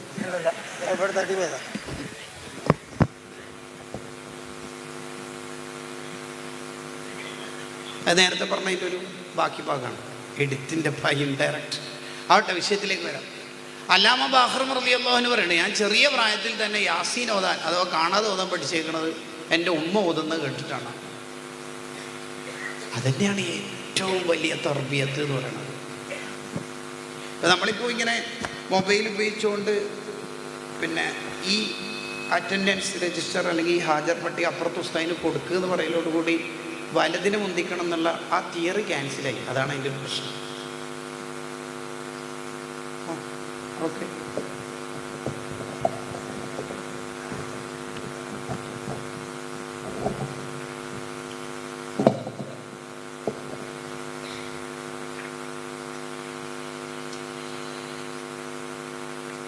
ഇപ്പോൾ പറഞ്ഞു വന്നത് നമ്മുടെ നാട്ടിലുള്ള രക്ഷിതാക്കൾ ഒരു ദിവസം മാസത്തിൽ സ്റ്റുഡൻസ് ആവുന്ന പ്രക്രിയകൾ നമ്മൾ കൊണ്ടുവരും. തിരുത്തുന്നതൊക്കെ വളരെ സോഫ്റ്റായിട്ട് തിരുത്താൻ ശ്രദ്ധിക്കുക. ബാമ്പാലു അഖ്വാമിൻ എന്ന ഹദീസ് നമ്മളെ പഠിപ്പിക്കണതാണ്. നബി സല്ലല്ലാഹു അലൈഹി വസല്ലം തങ്ങൾ എപ്പോഴും ദുആർക്കാറുള്ളൊരു ദുആ എന്നതാണ്, എൻ്റെ ഉമ്മത്തിലെ അഥവാ എൻ്റെ സ്വഹാബത്തിലെ ഒരാളുടെയും കുറവ് എനിക്ക് കാണിച്ചു തരില്ല എന്നോ, ഒരാളുടെയും കുറവ് എനിക്ക് കാണിച്ചു തരില്ല. ഫസ്തജാബല്ലാഹു ദഅവതഹു.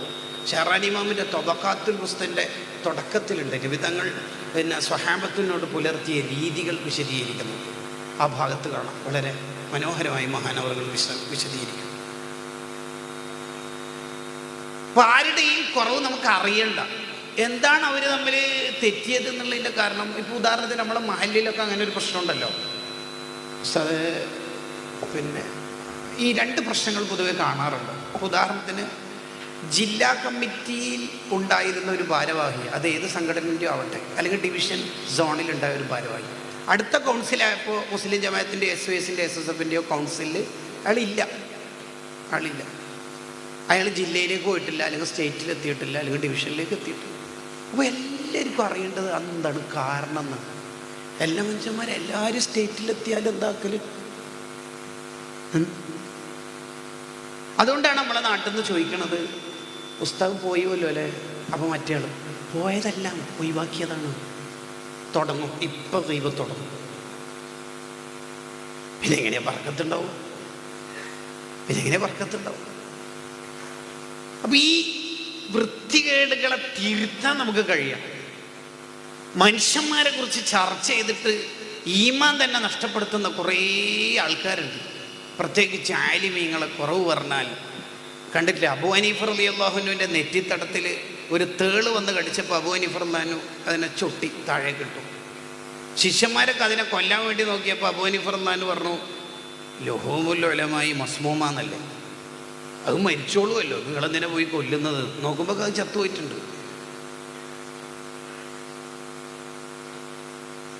അപ്പോൾ നമ്മുടെ നാട്ടിൽ ഒരു തസ്കിയത്ത് രക്ഷിതാക്കളിലൂടെ കൊണ്ടുവരാൻ നമുക്ക് തീർച്ചയായിട്ടും കഴിയും. അതിൻ്റെ ദഅവത്ത് റിഫ്കോടുകൂടി നടത്തിയാൽ തീർച്ചയായിട്ടും വിപ്ലവം ഉണ്ടാവും. ബാല അറാബിയൻ ഫി മസ്ജിദിൻ നബി സല്ലല്ലാഹു അലൈഹി വസല്ലം, റസൂലുള്ളാഹിന്റെ പള്ളിയിൽ ഒരു അറാബി മൂത്രമൊഴിച്ചു. എവിടെ? മദീനത്തെ പള്ളിയിൽ. ആര്? അറാബി.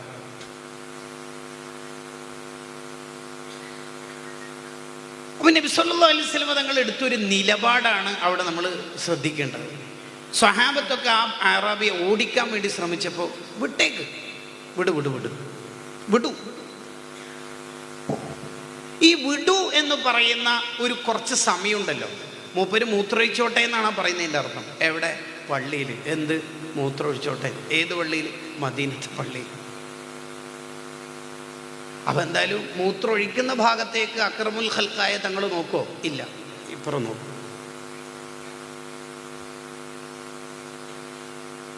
ഈ ഒരു 1.5 മിനിറ്റ് നമുക്ക് നഷ്ടപ്പെട്ടത് കൊണ്ടാണ് പലപ്പോഴും പ്രശ്നങ്ങൾ ഉണ്ടാവുന്നത്. ഈ 1.5 മിനിറ്റ് നാളെ തന്നെ വിളിക്കണം, മറുപടി വെക്കണം.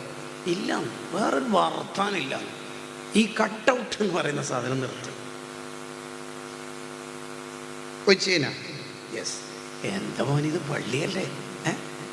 2 കാരണങ്ങൾ കൊണ്ടാണ് തങ്ങൾ ആ നിലപാടെടുത്തേക്കുന്നത് ഷർ മുസ്ലിം. ഒന്ന്, ഒഴിച്ചുകൊണ്ടിരിക്കുന്ന ഒരാളോട്, മൂത്രമൊഴിച്ചുകൊണ്ടിരിക്കുന്ന ഒരാളോട് എന്തെങ്കിലും തരത്തിൽ അയാളോട് എതിർപ്പ് പ്രകടിപ്പിച്ചാൽ ചിലപ്പോൾ അയാൾ പള്ളിയിൽ നിന്ന് ഓടും. അപ്പോൾ പള്ളി മൊത്തം മൂത്രമാവാൻ സാധ്യതയുണ്ട്. അതാണ് വലിയ പ്രശ്നം. ആചാര്യയുടെ പള്ളി കമ്മിറ്റി ഭാരവാഹിയായ ഒരാളുടെ മകളുടെ കല്യാണത്തിന് എന്തോ വേണ്ടാത്തരം നടന്നിട്ടുണ്ട്, അത് നമ്മൾ അറിഞ്ഞിട്ടുണ്ട്. പക്ഷെ അത് ജുമാക്ക് ശേഷം പറഞ്ഞാൽ നാട്ടുകാർ മൊത്തം അറിയും. ഇല്ലെങ്കിൽ നമുക്ക് നെല്ലിക്കുത്തുസ്താവൊക്കെ ചെയ്ത പോലെ കള്ളുകൂടി എൻ്റെ വീട്ടിലേക്ക് അങ്ങോട്ട് പോയിട്ട് തിരുത്തി കൊടുക്കാൻ പറ്റും. രണ്ടാമത്തേതാണ് വലിയ കാര്യം. മൂത്രമൊഴിച്ചുകൊണ്ടിരിക്കുന്ന ആളോട് പെട്ടെന്ന് ബ്ലോക്ക് ചെയ്താൽ അയാൾ ചിലപ്പോൾ ബ്ലോക്ക് ചെയ്യുകയായിരിക്കും അയാളെ സർവ്വശക്തി ഉപയോഗിച്ചിട്ട്. പക്ഷെ അയാൾക്ക് മരണം വരെ മൂത്രസംബന്ധിയായ അസുഖത്തിന് സാധ്യത ഉണ്ട് എന്ന് പറഞ്ഞാൽ, നമ്മൾ ഉറക്കെ പറഞ്ഞാൽ എല്ലാവരുടെയും മുമ്പിൽ നിന്ന് ആ കുട്ടിയെ ശകാരിച്ചാൽ ചിലപ്പോൾ ആ കുട്ടി നമ്മളെ മദ്രസയിൽ നിന്ന് തന്നെ ഒഴിവായി, അല്ലെങ്കിൽ ആ രക്ഷിതാവ് നമ്മളെ പള്ളിയിലേക്ക് തന്നെ വരാൻ സാധ്യതയില്ല എന്ന് വിശദീകരണം. അപ്പോൾ വളരെ ചൂടായിട്ട് വരുന്ന ഒരു രക്ഷിതാവ്. അപ്പോൾ സദർ ഉസ്താദ് കൈകാര്യം എടുത്തോ, ഷെഫീഖ് ഉസ്താദ് എടുത്തോ, എന്താ കാര്യം? എൻ്റെ കുട്ടിയെ. അതാണ് സംഭവം. ഞാൻ കരുതി നിങ്ങൾ വെറുതെ ചൂടാവില്ല. അങ്ങനെ ഓഫീസിലെത്തിയിട്ട് 5 മിനിറ്റ് അയാളെ കൂളാക്കാനുള്ള ശ്രമം നമുക്കുണ്ടാവണം എന്നാണ് ഈ പറയുന്നതിൻ്റെ താല്പര്യം. അല്ലാതെ ഷെഫീഖ് ഉസ്താദ് നേരെ പോലെ 3ാമത്തെ ക്ലാസ് എന്ന് പറഞ്ഞാൽ എങ്ങനെ ഉണ്ടാവും? നമ്മളെക്കുറിച്ചല്ല പറയുന്നത് എന്ന് തോന്നരുത് കേട്ടോ. മനസ്സിലായിട്ടില്ല? നമുക്ക് ആ തെരച്ചിൽ ഒരു ചൂട് കുറക്കാൻ പറ്റും. എത്ര സംഭവങ്ങൾ അങ്ങനെ ഉണ്ട്. കുറെ കൂടി അബ്ദുൽ ഫത്താഹ് അബൂ ഖുദ്ദയുടെ അർ-റസൂലുൽ മുഅല്ലിം എന്ന് പറഞ്ഞിട്ടൊരു കിതാബുണ്ട്. ഈ വിഷയത്തിൽ നന്നായി നമുക്ക് ഉപകരിക്കുന്ന ഒരു ഗ്രന്ഥം, അർ-റസൂലുൽ മുഅല്ലിം. ആ ഗ്രന്ഥകർത്താവിനോട് പൂർണ്ണ യോജിപ്പൊന്നും ചിലപ്പോൾ ഉണ്ടായിക്കൊള്ളുന്നില്ല. പ്രത്യേകിച്ച് ഈ മുആസിരീങ്ങളോട് ഭയങ്കര യോജിപ്പ് കേരളീയ സാഹചര്യത്തിൽ നിന്ന് നമുക്ക് പെട്ടെന്ന് ഉണ്ടാവില്ല. കാരണം നമ്മളെ ഉലമാ പഠിപ്പിച്ചതിൻ്റെ നേരെ എല്ലാം അവർ സ്വീകരിക്കില്ല. ഏതെങ്കിലും ഒരു പൊളിറ്റിക്കൽ പ്രശ്നങ്ങൾ ഉണ്ടാവും, ഏതെങ്കിലും നമ്മുടെ സുന്നത്ത് ജമാഅത്തിൻ്റെ ചില വിഷയങ്ങളിൽ അവർക്ക് എതിർപ്പുണ്ടാവും. അതുകൊണ്ട് ആ മുസന്നിഫിനോട് ഭയങ്കര യോജിപ്പുണ്ടെന്നല്ല, പക്ഷെ ആ ഗ്രന്ഥം ടോപ്പാണ്. അടുത്തത്, നമ്മുടെ മഹല്ലിൽ എല്ലാ വിഭാഗവും ഉണ്ടാവും, എല്ലാവരും ഉണ്ടാവും. അപ്പം എല്ലാവർക്കും പറ്റിയ ഇടം എന്ന് പറഞ്ഞാൽ ഒരു പെണ്ണിൻ്റെ ഭർത്താവ് മരിച്ചുപോയി. ആ കുടുംബം ഇങ്ങനെ പെണ്ണിനെ ഒരു ഭർത്താവിനെ കിട്ടോ കഷ്ടപ്പെട്ട് നോക്കി അധ്വാനിച്ച് ആവുന്നതിന് പകരം മഹല്ലിൽ അവർക്കൊരു സിസ്റ്റം ഉണ്ടാവണം. അവർ ഭാവിയിൽ ഒരു തെറ്റിലും പെടാതിരിക്കാൻ, അവരുടെ മക്കൾ അവരുടെ ജീവിതം നഷ്ടപ്പെടാതിരിക്കാൻ ഉടനൊരു സിസ്റ്റം നമ്മൾക്ക് രൂപപ്പെടും.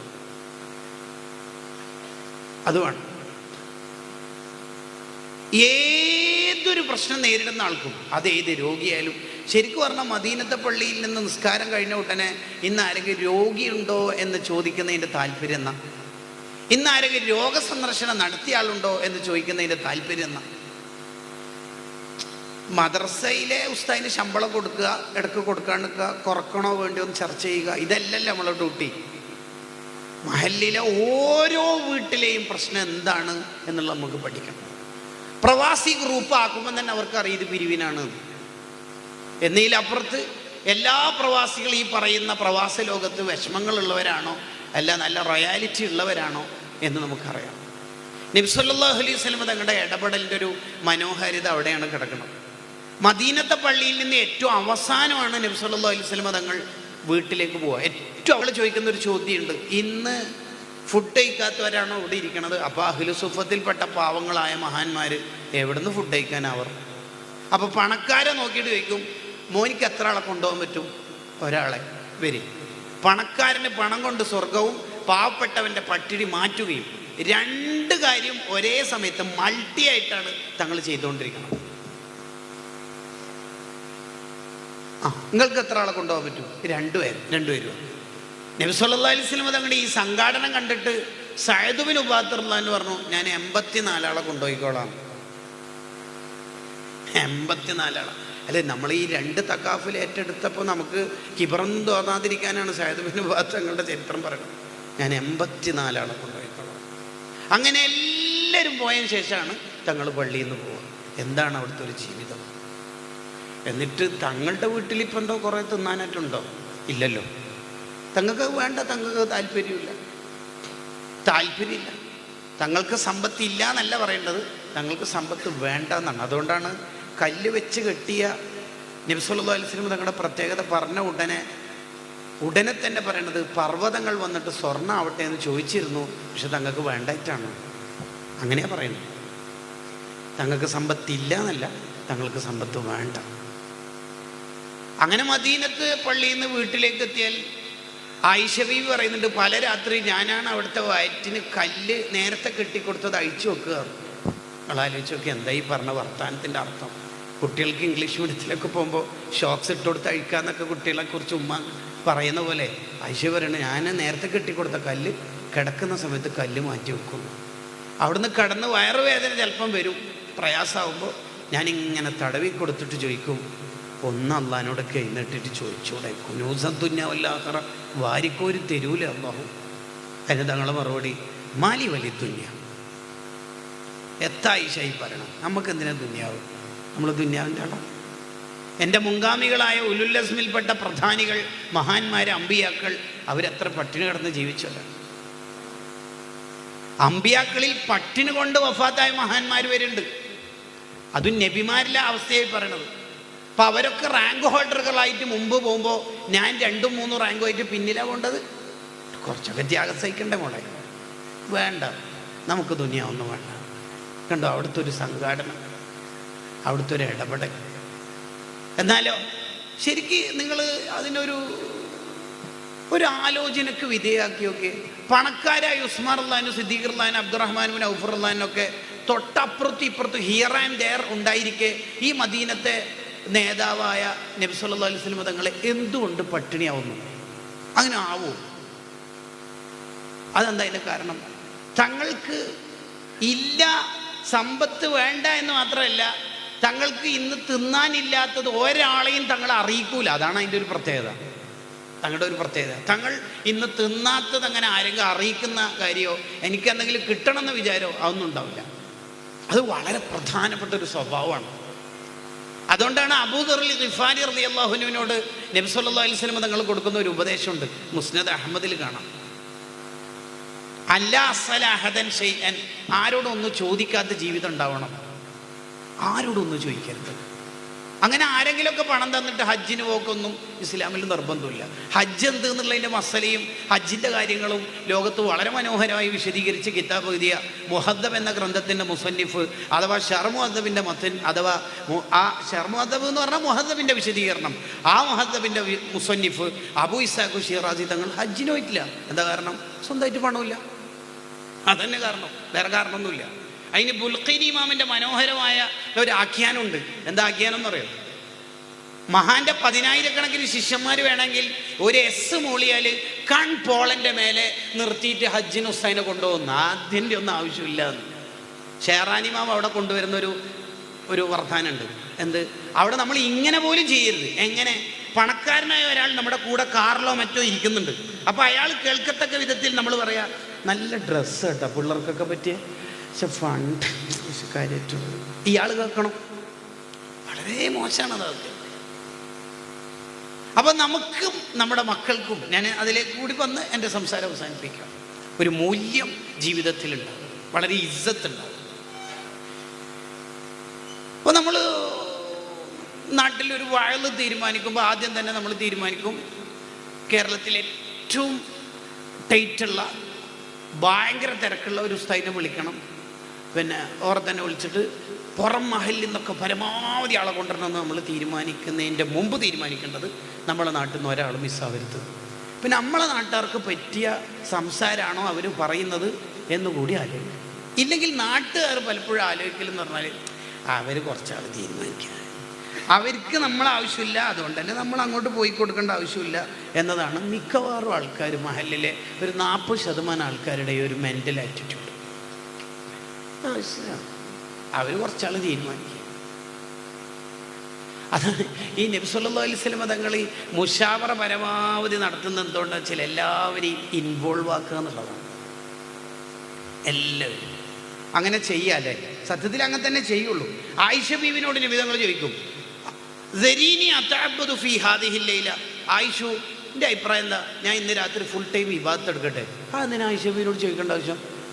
അതൊരു സന്തോഷമാണ്.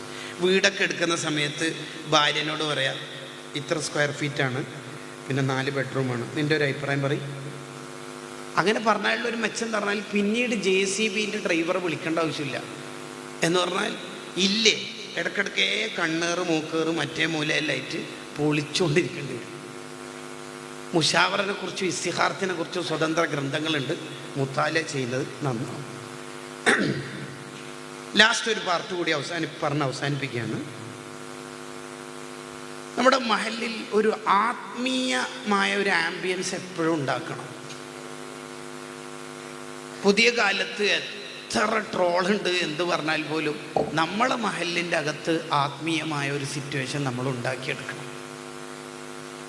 നമുക്കെന്തുണ്ട് എന്തില്ല എന്നതിലപ്പുറത്തായിരിക്കണം ആ ഒരു സംസാരത്തിൻ്റെ താല്പര്യങ്ങൾ മനസ്സിലാക്കേണ്ടത്. മരണത്തെക്കുറിച്ചും ഖബറിനെ കുറിച്ചൊക്കെ പറഞ്ഞുകൊണ്ടിരിക്കുക, പള്ളി മൈതാനിൽ നമ്മളെല്ലാവരും പാടെ ഒന്നിച്ച് സിയാറത്ത് ചെയ്യുക. ചില നാട്ടിലൊക്കെ ചെന്നാൽ ആ ഒരു കാഴ്ച തന്നെ വളരെ മനോഹരമാണ്. ഇപ്പോൾ ഉദാഹരണത്തിന് മരിച്ചുപോയ ഉമ്മാൻ്റെ ഖബർ സ്വർഗ്ഗമാകാൻ വേണ്ടി 1001 രൂപ സംഭാവന എന്ന് നമ്മളെ കയ്യിൽ ഒരു പേപ്പർ കിട്ടിയാൽ അല്ലാഹ് അവരുടെ ഖബർ അല്ലാഹു സ്വർഗ്ഗാക്കട്ടെ എന്ന് ദുആയിൽ അപ്പുറത്ത് കണ്ട മാഷാ ഇതാടോ മക്കൾ. 36 കൊല്ലം മുമ്പ് മരിച്ചുപോയ ഉപ്പനെ ഓർമ്മിക്കുന്ന മക്കൾ. ഈ മക്കളുണ്ടെങ്കിൽ ആ ഉപ്പ എങ്ങനെയാണ് ഖബറിൽ വെറുതെ ആവുക? ആ ഖബർ സ്വർഗ്ഗാവിന് ഇനി എന്താ വേണ്ടത്? ആയി സുന്നത്ത് ജമാഅത്ത് ഫുള്ള് അതിലുണ്ട്, ഫുൾ അതിൽ കിടക്കുന്നുണ്ട്. എന്നിട്ട് 1001ലേക്ക് ദുആയിലേക്കൊക്കെ നമുക്ക് കിടക്കാം. അതാണ് നമ്മുടെ മഹലിൻ്റെ ഒരു നന്മ, നമ്മുടെ മദ്രസ സിസ്റ്റത്തിൻ്റെ ഒരു നന്മ നമ്മുടെ സംസാരത്തിൽ, നമ്മുടെ ഇടപഴക്കത്തിലൊക്കെ കൂടെ ഉണ്ടാവും. നമ്മൾ തന്നെ കുട്ടികളോട് കൂടെ ചേർന്നിട്ട് ഓവർ മിങ്കിളാക്കി ഇങ്ങനെ പിടിച്ചിട്ട് ഫോട്ടോ ഒക്കെ പോസ് ചെയ്യുകയാണെങ്കിൽ നമ്മൾ നാളെ പറയുന്ന വാളിൻ്റെ ഫലം കുറച്ച് കുറയും. അബർറഫി ഖൗലി ലാ മിൻഹു വലാ നഅമി, നഅമ മാത്രമല്ല ലാ എന്ന് കൂടി പറയാൻ നമുക്ക് കഴിയണം. അത് പറ്റൂല. നബി സല്ലല്ലാഹു അലൈഹി വസല്ലം തങ്ങൾ യെസ് മാത്രമല്ല പറയൽ, നോ കൂടി പറഞ്ഞു. സ്നേഹിച്ച് ഷോൾഡറിൽ കയറ്റും പേരക്കുട്ടികളെ. പക്ഷെ സക്കാത്തിൻ്റെ ഈത്തപ്പഴം വയലിട്ടപ്പോൾ മഹ് കേട്ടോ,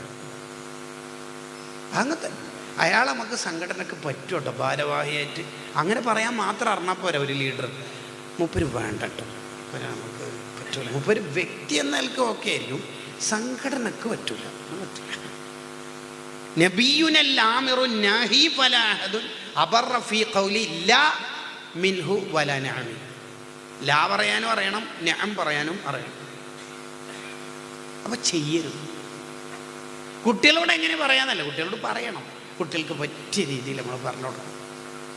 നിങ്ങൾ ആലോചിച്ച് നോക്കിയേ, നബി സല്ലല്ലാഹു അലൈഹി വസല്ലം തങ്ങൾ ഈ ഒരു ലോകം നിർമ്മിച്ചിട്ട് സ്വഹാബത്തിനെ പരുവപ്പെടുത്തിയ ഒരു രീതി, ഇത്രയൊക്കെ ഇബാദത്തുണ്ടായിട്ടും ആരാ ഇന്ന് രോഗിയെ സന്ദർശിച്ച ആൾ? ആരാ ഇന്ന് ജനാസൻ്റെ കൂടെ പോയ ആൾ? ആരാ ഇന്ന് പാവപ്പെട്ടവർക്ക് ഫുഡ് കൊടുത്ത ആൾ? ആർക്കാണ് ഇന്ന് നോമ്പുള്ളത്? ഇതിനൊക്കെ കൈപൊക്കിയ സിദ്ദീഖ് റളിയല്ലാഹു അൻഹുവിനെ ഈ ഖിസാൽ, ഈ കാര്യങ്ങളൊക്കെ ഉണ്ടെങ്കിൽ സ്വർഗ്ഗം ഉണ്ട് എന്ന് പറഞ്ഞ നബി സല്ലല്ലാഹു അലൈഹി വസല്ലം തങ്ങൾ അല്ലേ? അതെ. പക്ഷേ ഈ സിദ്ദീഖ് റളിയല്ലാഹു അൻഹുവിനെ ആരെങ്കിലുമൊക്കെ പുകഴ്ത്തിയാൽ സിദ്ദീഖ് റളിയല്ലാഹു അൻഹു കരയും. എന്നിട്ട് അള്ളാഹിനോട് പറയും, ഇവരെ എൻ്റെ ഉള്ളു മനസ്സിലാക്കാത്തതുകൊണ്ട് പുകഴ്ത്തുകയാണ്, എൻ്റെ ഉള്ളു നിനക്കറിയാലോ, അവർ പറഞ്ഞു എന്നുകൊണ്ട് എന്നെ ശിക്ഷിച്ചേക്കല്ലേ.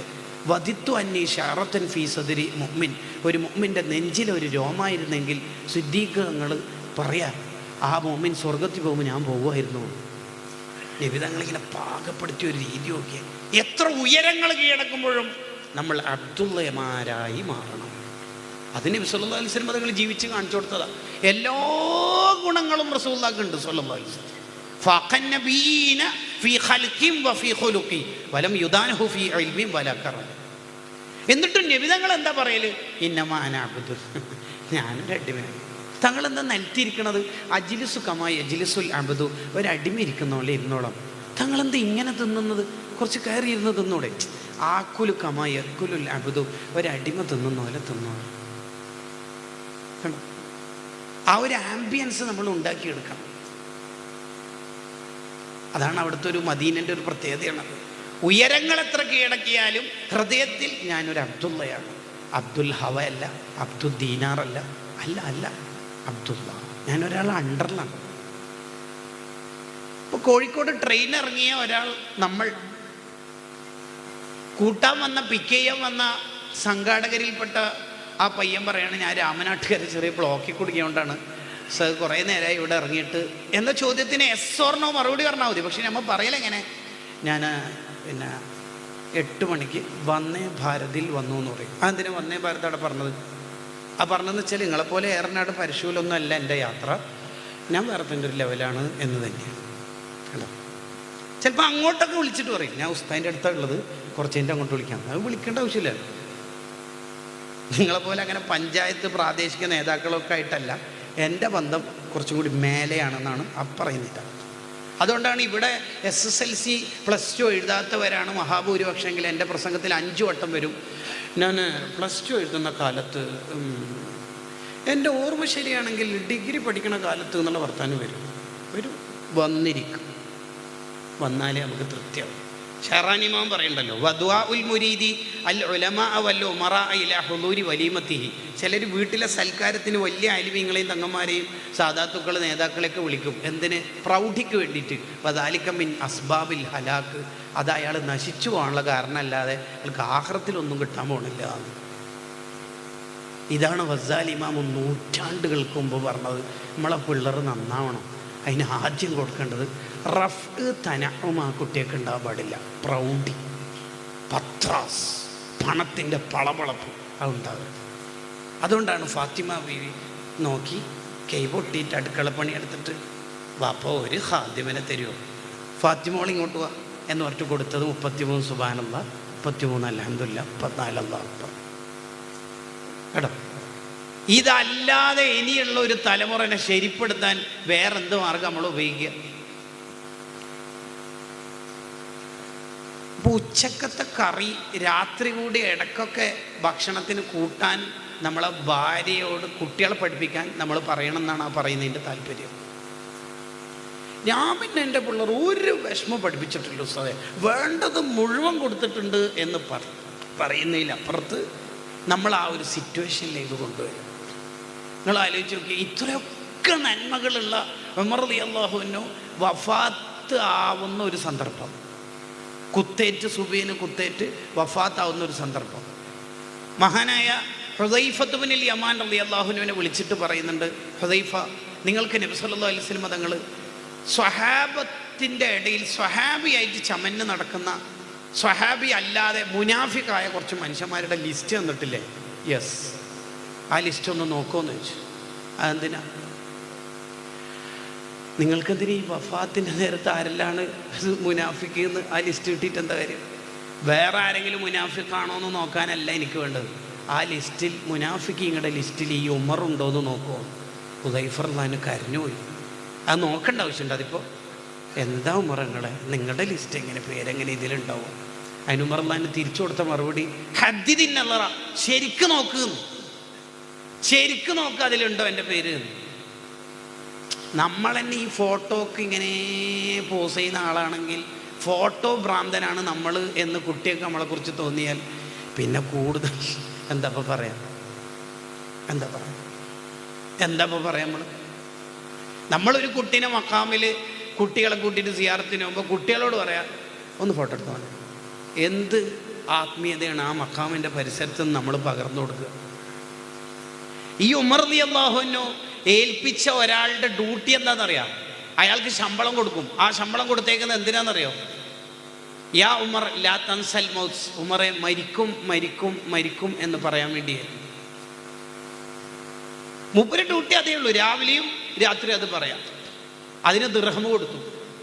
ശരീരത്തിൽ ചില രോമങ്ങൾ ഞരച്ച സമയത്ത്, നരം ബാധിച്ച സമയത്ത് ഉമർ റളിയല്ലാഹു അൻഹു സാലറി മൊത്തം കൊടുത്തിട്ട് പറയുന്നുണ്ട്, ഇനി നിങ്ങൾ പോയിക്കോളി, ഈ നരം മതി, എനിക്ക് നന്നാവാന്ന്. അപ്പോൾ പറഞ്ഞാൽ സിറാജു അഹ്ലിൽ ജന്ന, സ്വർഗത്തിലെ വിളക്കുമാടമായ ഉമർ തങ്ങൾക്ക് തോന്നുകയാണ് എന്നെ നന്നാക്കാൻ ആരൊക്കെയോ വേണം കേട്ടോ, എന്നെ നന്നാക്കാൻ ആരെങ്കിലും വേണം. അപ്പോൾ കമ്മിറ്റി മീറ്റിങ്ങിൽ നമ്മളെ വിളിച്ചിട്ട് അങ്ങനെ ഒന്ന് ചെയ്യണ്ടെന്ന് തോന്നുന്നു, നമുക്ക് കുറച്ചും കൂടി നേരത്തെ ഉള്ള പോലെ തന്നെ പോയാൽ മതി എന്ന് ഒരാൾ തിരുത്തി തരുമ്പോഴേക്ക് നമുക്ക് വേദന തോന്നുന്നുണ്ടെങ്കിൽ അത് കിബറിൻ്റെ അലാമത്താണെന്നല്ലേ ഗസാലി ഇമാം ഹിയയിൽ പറഞ്ഞേക്കണം. എന്നെ നന്നാക്കാൻ ഒരാൾ വേണമെന്ന ഉമർ ഞങ്ങൾ അസൈൻ ചെയ്തേക്കണം. ആ ഒരു ആത്മീയമായ ഒരു മുറ്റം നമ്മുടെ മഹലിൽ ഉണ്ടാക്കിയെടുക്കണം. പൊതുവെ നമ്മളെ കുട്ടികൾക്ക് പൊതുബോധം രൂപപ്പെടുക, ഇമിറ്റേഷൻ, അനുകരണം ഉണ്ടാവുക 3 വഴിയിലാണ്. ഒന്ന്, വെരി ക്ലോസ് ആയ ആൾക്കാർ ജീവിതത്തിൽ എന്താ ചെയ്യണത് അതായിരിക്കും ചെയ്യുക. ഉപ്പ, ഉമ്മ, ഉസ്താദ്. അതുകൊണ്ടാണ് നിങ്ങൾ കാണില്ല ചില പള്ളി ദർസുകളിലും മറ്റൊക്കെ ആ ഉസ്താദ് എങ്ങനെ തലയിൽ കെട്ടുന്നു അത് തന്നെ ആയിരിക്കും ശിഷ്യന്മാരുടെ. അത് ആ ഉസ്താദിനെ അവർ പകർത്തിയതാണ്. ഏറ്റവും ക്ലോസ് ആയ, വെരി ക്ലോസ്. ഉപ്പ എന്താ ചെയ്യണത്, ഉമ്മ എന്താ ചെയ്യണത്. രണ്ടാമത്തത് മെനി ആയിരിക്കും. മെനി എന്ന് പറഞ്ഞാൽ കൂടുതൽ ആൾ നാട്ടുകാർ എന്താ ചെയ്യണത്, ഐഫോണാണ് ഉപയോഗിക്കുന്നത്, അപ്പോൾ എനിക്കും ഐഫോൺ വേണം. കൂടുതൽ ആൾക്കാർ എന്താ ചെയ്യുന്നത്. മൂന്നാമത്തത് പവർഫുള്ളായ ആ ലീഡർ അല്ലെങ്കിൽ എൻ്റെ ഉസ്താദ് എന്താ ചെയ്യണത് അതായിരിക്കും കുട്ടികളുടെ ഉണ്ടാവും. ഇത് 3ഉം നമ്മളെ മഹലിൻ്റെ സിസ്റ്റത്തിൽ, മദ്രസ സിസ്റ്റത്തിൽ മാറ്റിയെടുക്കാൻ കഴിവുള്ളവരാണ് നമ്മളെല്ലാവരും.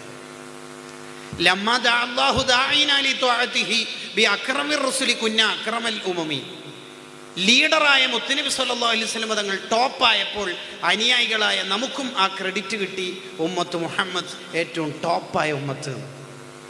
സുൽത്താനുൽ ഉലമ ലീഡറായപ്പോൾ നമുക്ക് ആ ക്രെഡിറ്റ് കിട്ടി. നമുക്ക് അഭിമാനപൂർവ്വം എവിടെയും നിന്ന് പറയാൻ പറ്റുന്നു. കണ്ടോ, അപ്പോൾ മഹലിൻ്റെ ലീഡർമാരാണ് നമ്മൾ ഓരോരുത്തരും. ലീഡറായ നമ്മൾ ഓരോരുത്തരും ടോപ്പാണെങ്കിൽ നിങ്ങളേതാ മഹല്? ആ മഹല്ല പോയക്കല്ല മോനെ, പിരിച്ചുവിടലിൻ്റെ കേന്ദ്രഭൂമിയാണ് എന്ന് പറയുന്നവരാവരുത്. ചില ആൾക്കാരുടെ ആകപ്പാടുള്ള പണി അതാണ്. ഒരു 2 മാസക്കാലം കഴിഞ്ഞിട്ട് മുപ്പരാ റമദാനിൽ എന്താണ് ചെയ്യുന്നത്, ആ തുടക്കം തന്നെ എന്തിനാന്ന് വെച്ചാൽ അത് കിക്കറ ചവിട്ടുന്നതാണ്, പുറത്താക്കല്ലേ എന്ന അർത്ഥത്തിലാണ് ചോദ്യത്തിൻ്റെ സിയാക്ക്. ശരിക്കും പറഞ്ഞാൽ നമ്മൾ ഈ ഇടയ്ക്കിടെ ഓരോരാളെ പിരിച്ചുവിട്ടാനുള്ള പ്രശ്നം എന്ന് വെച്ചാൽ ആ തലമുറയിലെ 8ാം ക്ലാസ്, 9ാം ക്ലാസ്, 10ാം ക്ലാസ് ഈ 3 ക്ലാസ്സിലെ 30 ബോയ്സ് 30 ഗേൾസ് 60 കുട്ടികൾ നമുക്ക് നഷ്ടപ്പെടും. കാരണം അടുത്തൊരു ഉസ്താവ് വന്നിട്ട് സെറ്റാകുമ്പോൾക്ക് ഒരു വേറെ തന്നെ ലെവലിൽ പോയിട്ടുണ്ടാവും. My life is my choice. എത്ര ക്രൂരമായ തീരുമാനങ്ങളാണ് നമ്മൾ ചില ഘട്ടങ്ങളിൽ എടുത്തുകൊണ്ടിരിക്കുന്നത്. കാരണം ഈ 8, 9, 10 ക്ലാസ്സിലെ കുട്ടികളുടെ പ്രായം എന്ന് പറഞ്ഞാൽ തന്നെ എന്നെ ആരും കൺട്രോൾ ചെയ്യണ്ട എന്ന് വിചാരിക്കുമ്പോഴാണ് അവരെ കൺട്രോൾ ചെയ്തുകൊണ്ടിരിക്കുന്ന ഒരു ഉസ്താദിനെ മാറ്റി നിർത്തുന്നത്.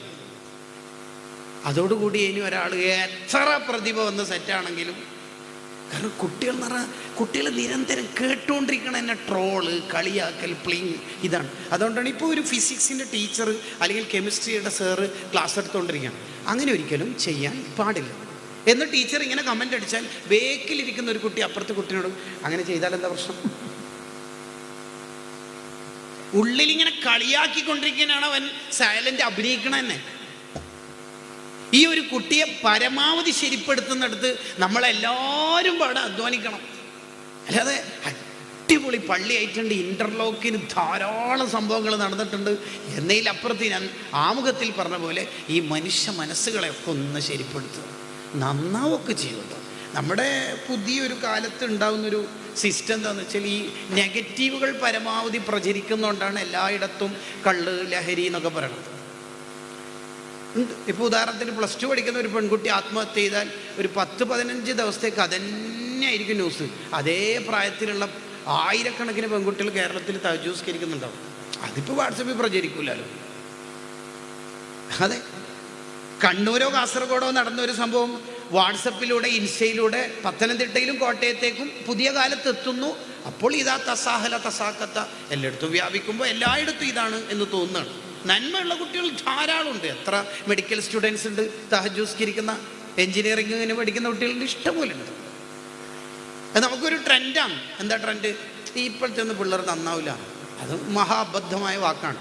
അങ്ങനെയെങ്കിൽ നന്നാക്കണം എന്നുള്ളൊരു കീർത്തനം അള്ളാഹു തരുമോ? മുഹാൽ കൊണ്ട് കൽപ്പിക്കുമോ? ഏത് കാലത്തും നന്നാവും. ഇപ്പോൾ നമ്മളൊരു ഞാനിപ്പോൾ ഒരു മഹലിൽ നിന്നു, 6 മാസം കൊണ്ട് അവിടുന്ന് പോന്നു. വേറൊരു മഹലിൽ നിന്നു, അവിടുന്ന് പോന്നു ഒരു 6 മാസം. 4ാമത്തെ മഹലിൽ നിന്നപ്പോൾ കൂട്ടുകാർ ചോദിച്ചു, നമ്മുടെ ഒന്നിച്ച് പഠിച്ച ആ ബാച്ച് 2008 ബാച്ച് ചോദിച്ചു, എന്താ അവിടെ നിൽക്കാത്ത? ആ മഹലിലൊന്നും ശരിയില്ല.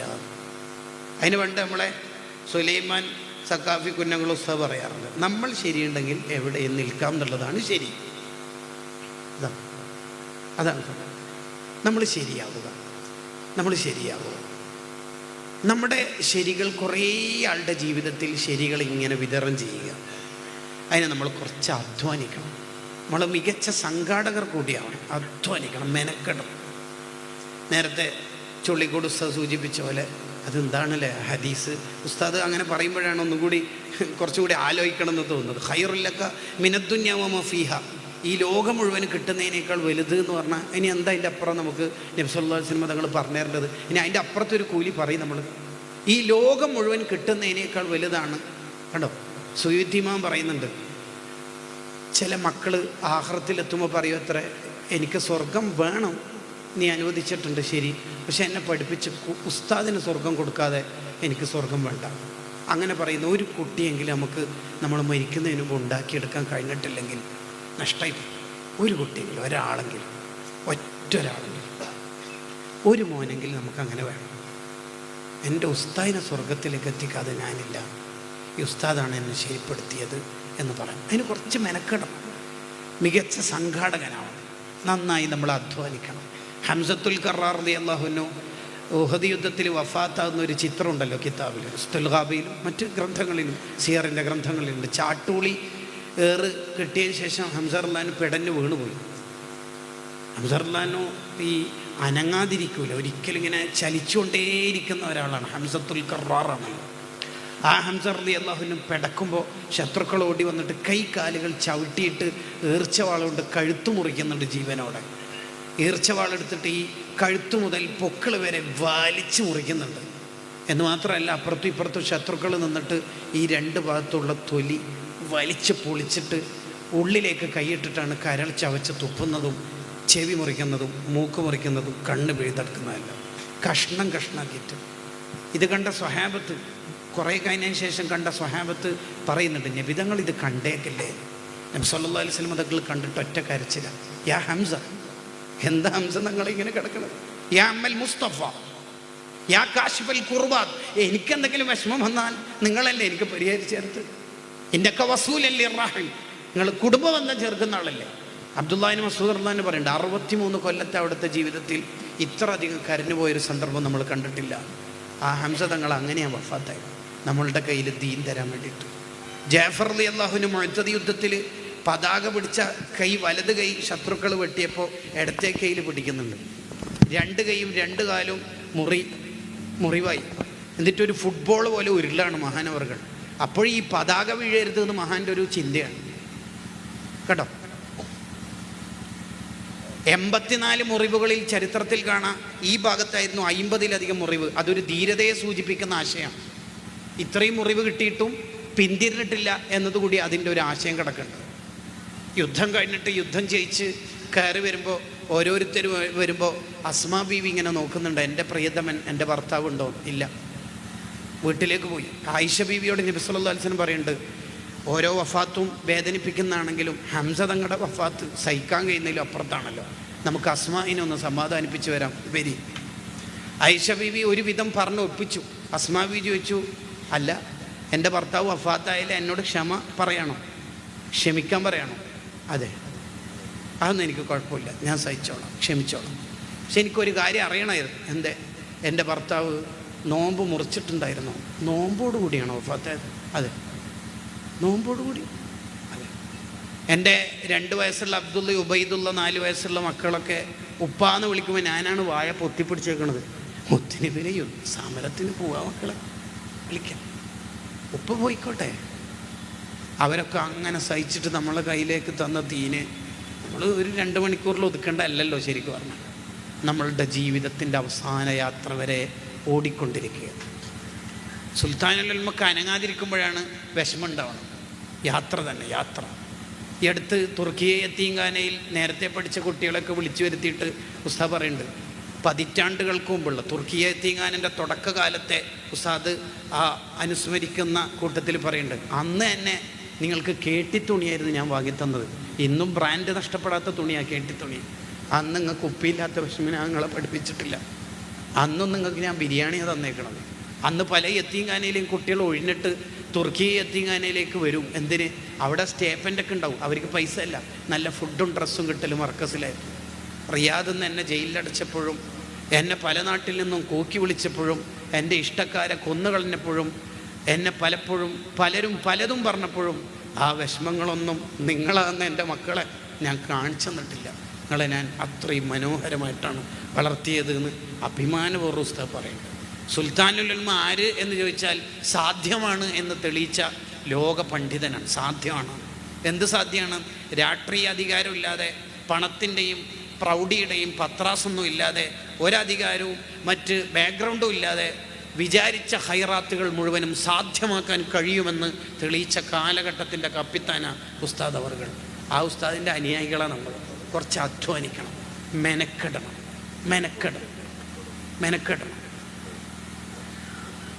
നമ്മുടെ ഒരു സമയം ഈ ഷാഫി ഇമാമിൻ്റെ ആണ്ടുകൂടി ആയതുകൊണ്ട് മഹാൻ്റെ ഒരു വാക്കുകൂടി ഉദ്ധരിക്കണം എന്ന് വിചാരിക്കേണ്ടത്. ഷാഫി ഇമാം പറയുന്നുണ്ട്, ജനങ്ങൾക്ക് വൽ അസർ എന്ന സൂറത്തിൻ്റെ അർത്ഥം മനസ്സിലായാൽ തന്നെ മതി. വേറെ ഒരർത്ഥവും ഖുർആൻ എന്ന് മനസ്സിലായിട്ടെങ്കിലും വൽ അസർ സൂറത്തിൻ്റെ അർത്ഥം മനസ്സിലായാൽ തന്നെ എല്ലാവരും വിജയിക്കും. സമയം വിജയപരാജയത്തിൻ്റെ മാനദണ്ഡങ്ങൾ പറയുന്ന സൂറത്താണ് വൽ അസർ. ആ സൂറത്തിന് സൂറത്തു സാദ എന്ന് പേരുണ്ട്, വിജയം പഠിപ്പിക്കുന്ന സൂറത്ത്. ആ സൂറത്ത് അള്ളാഹു ആശയങ്ങൾ തുടങ്ങുമ്പോൾ ആദ്യം സത്യം ചെയ്തേക്കുന്നത് വൽ അസർ, സമയം തന്നെ സത്യം, കാലം തന്നെ സത്യം എന്നാണ്. ഇത്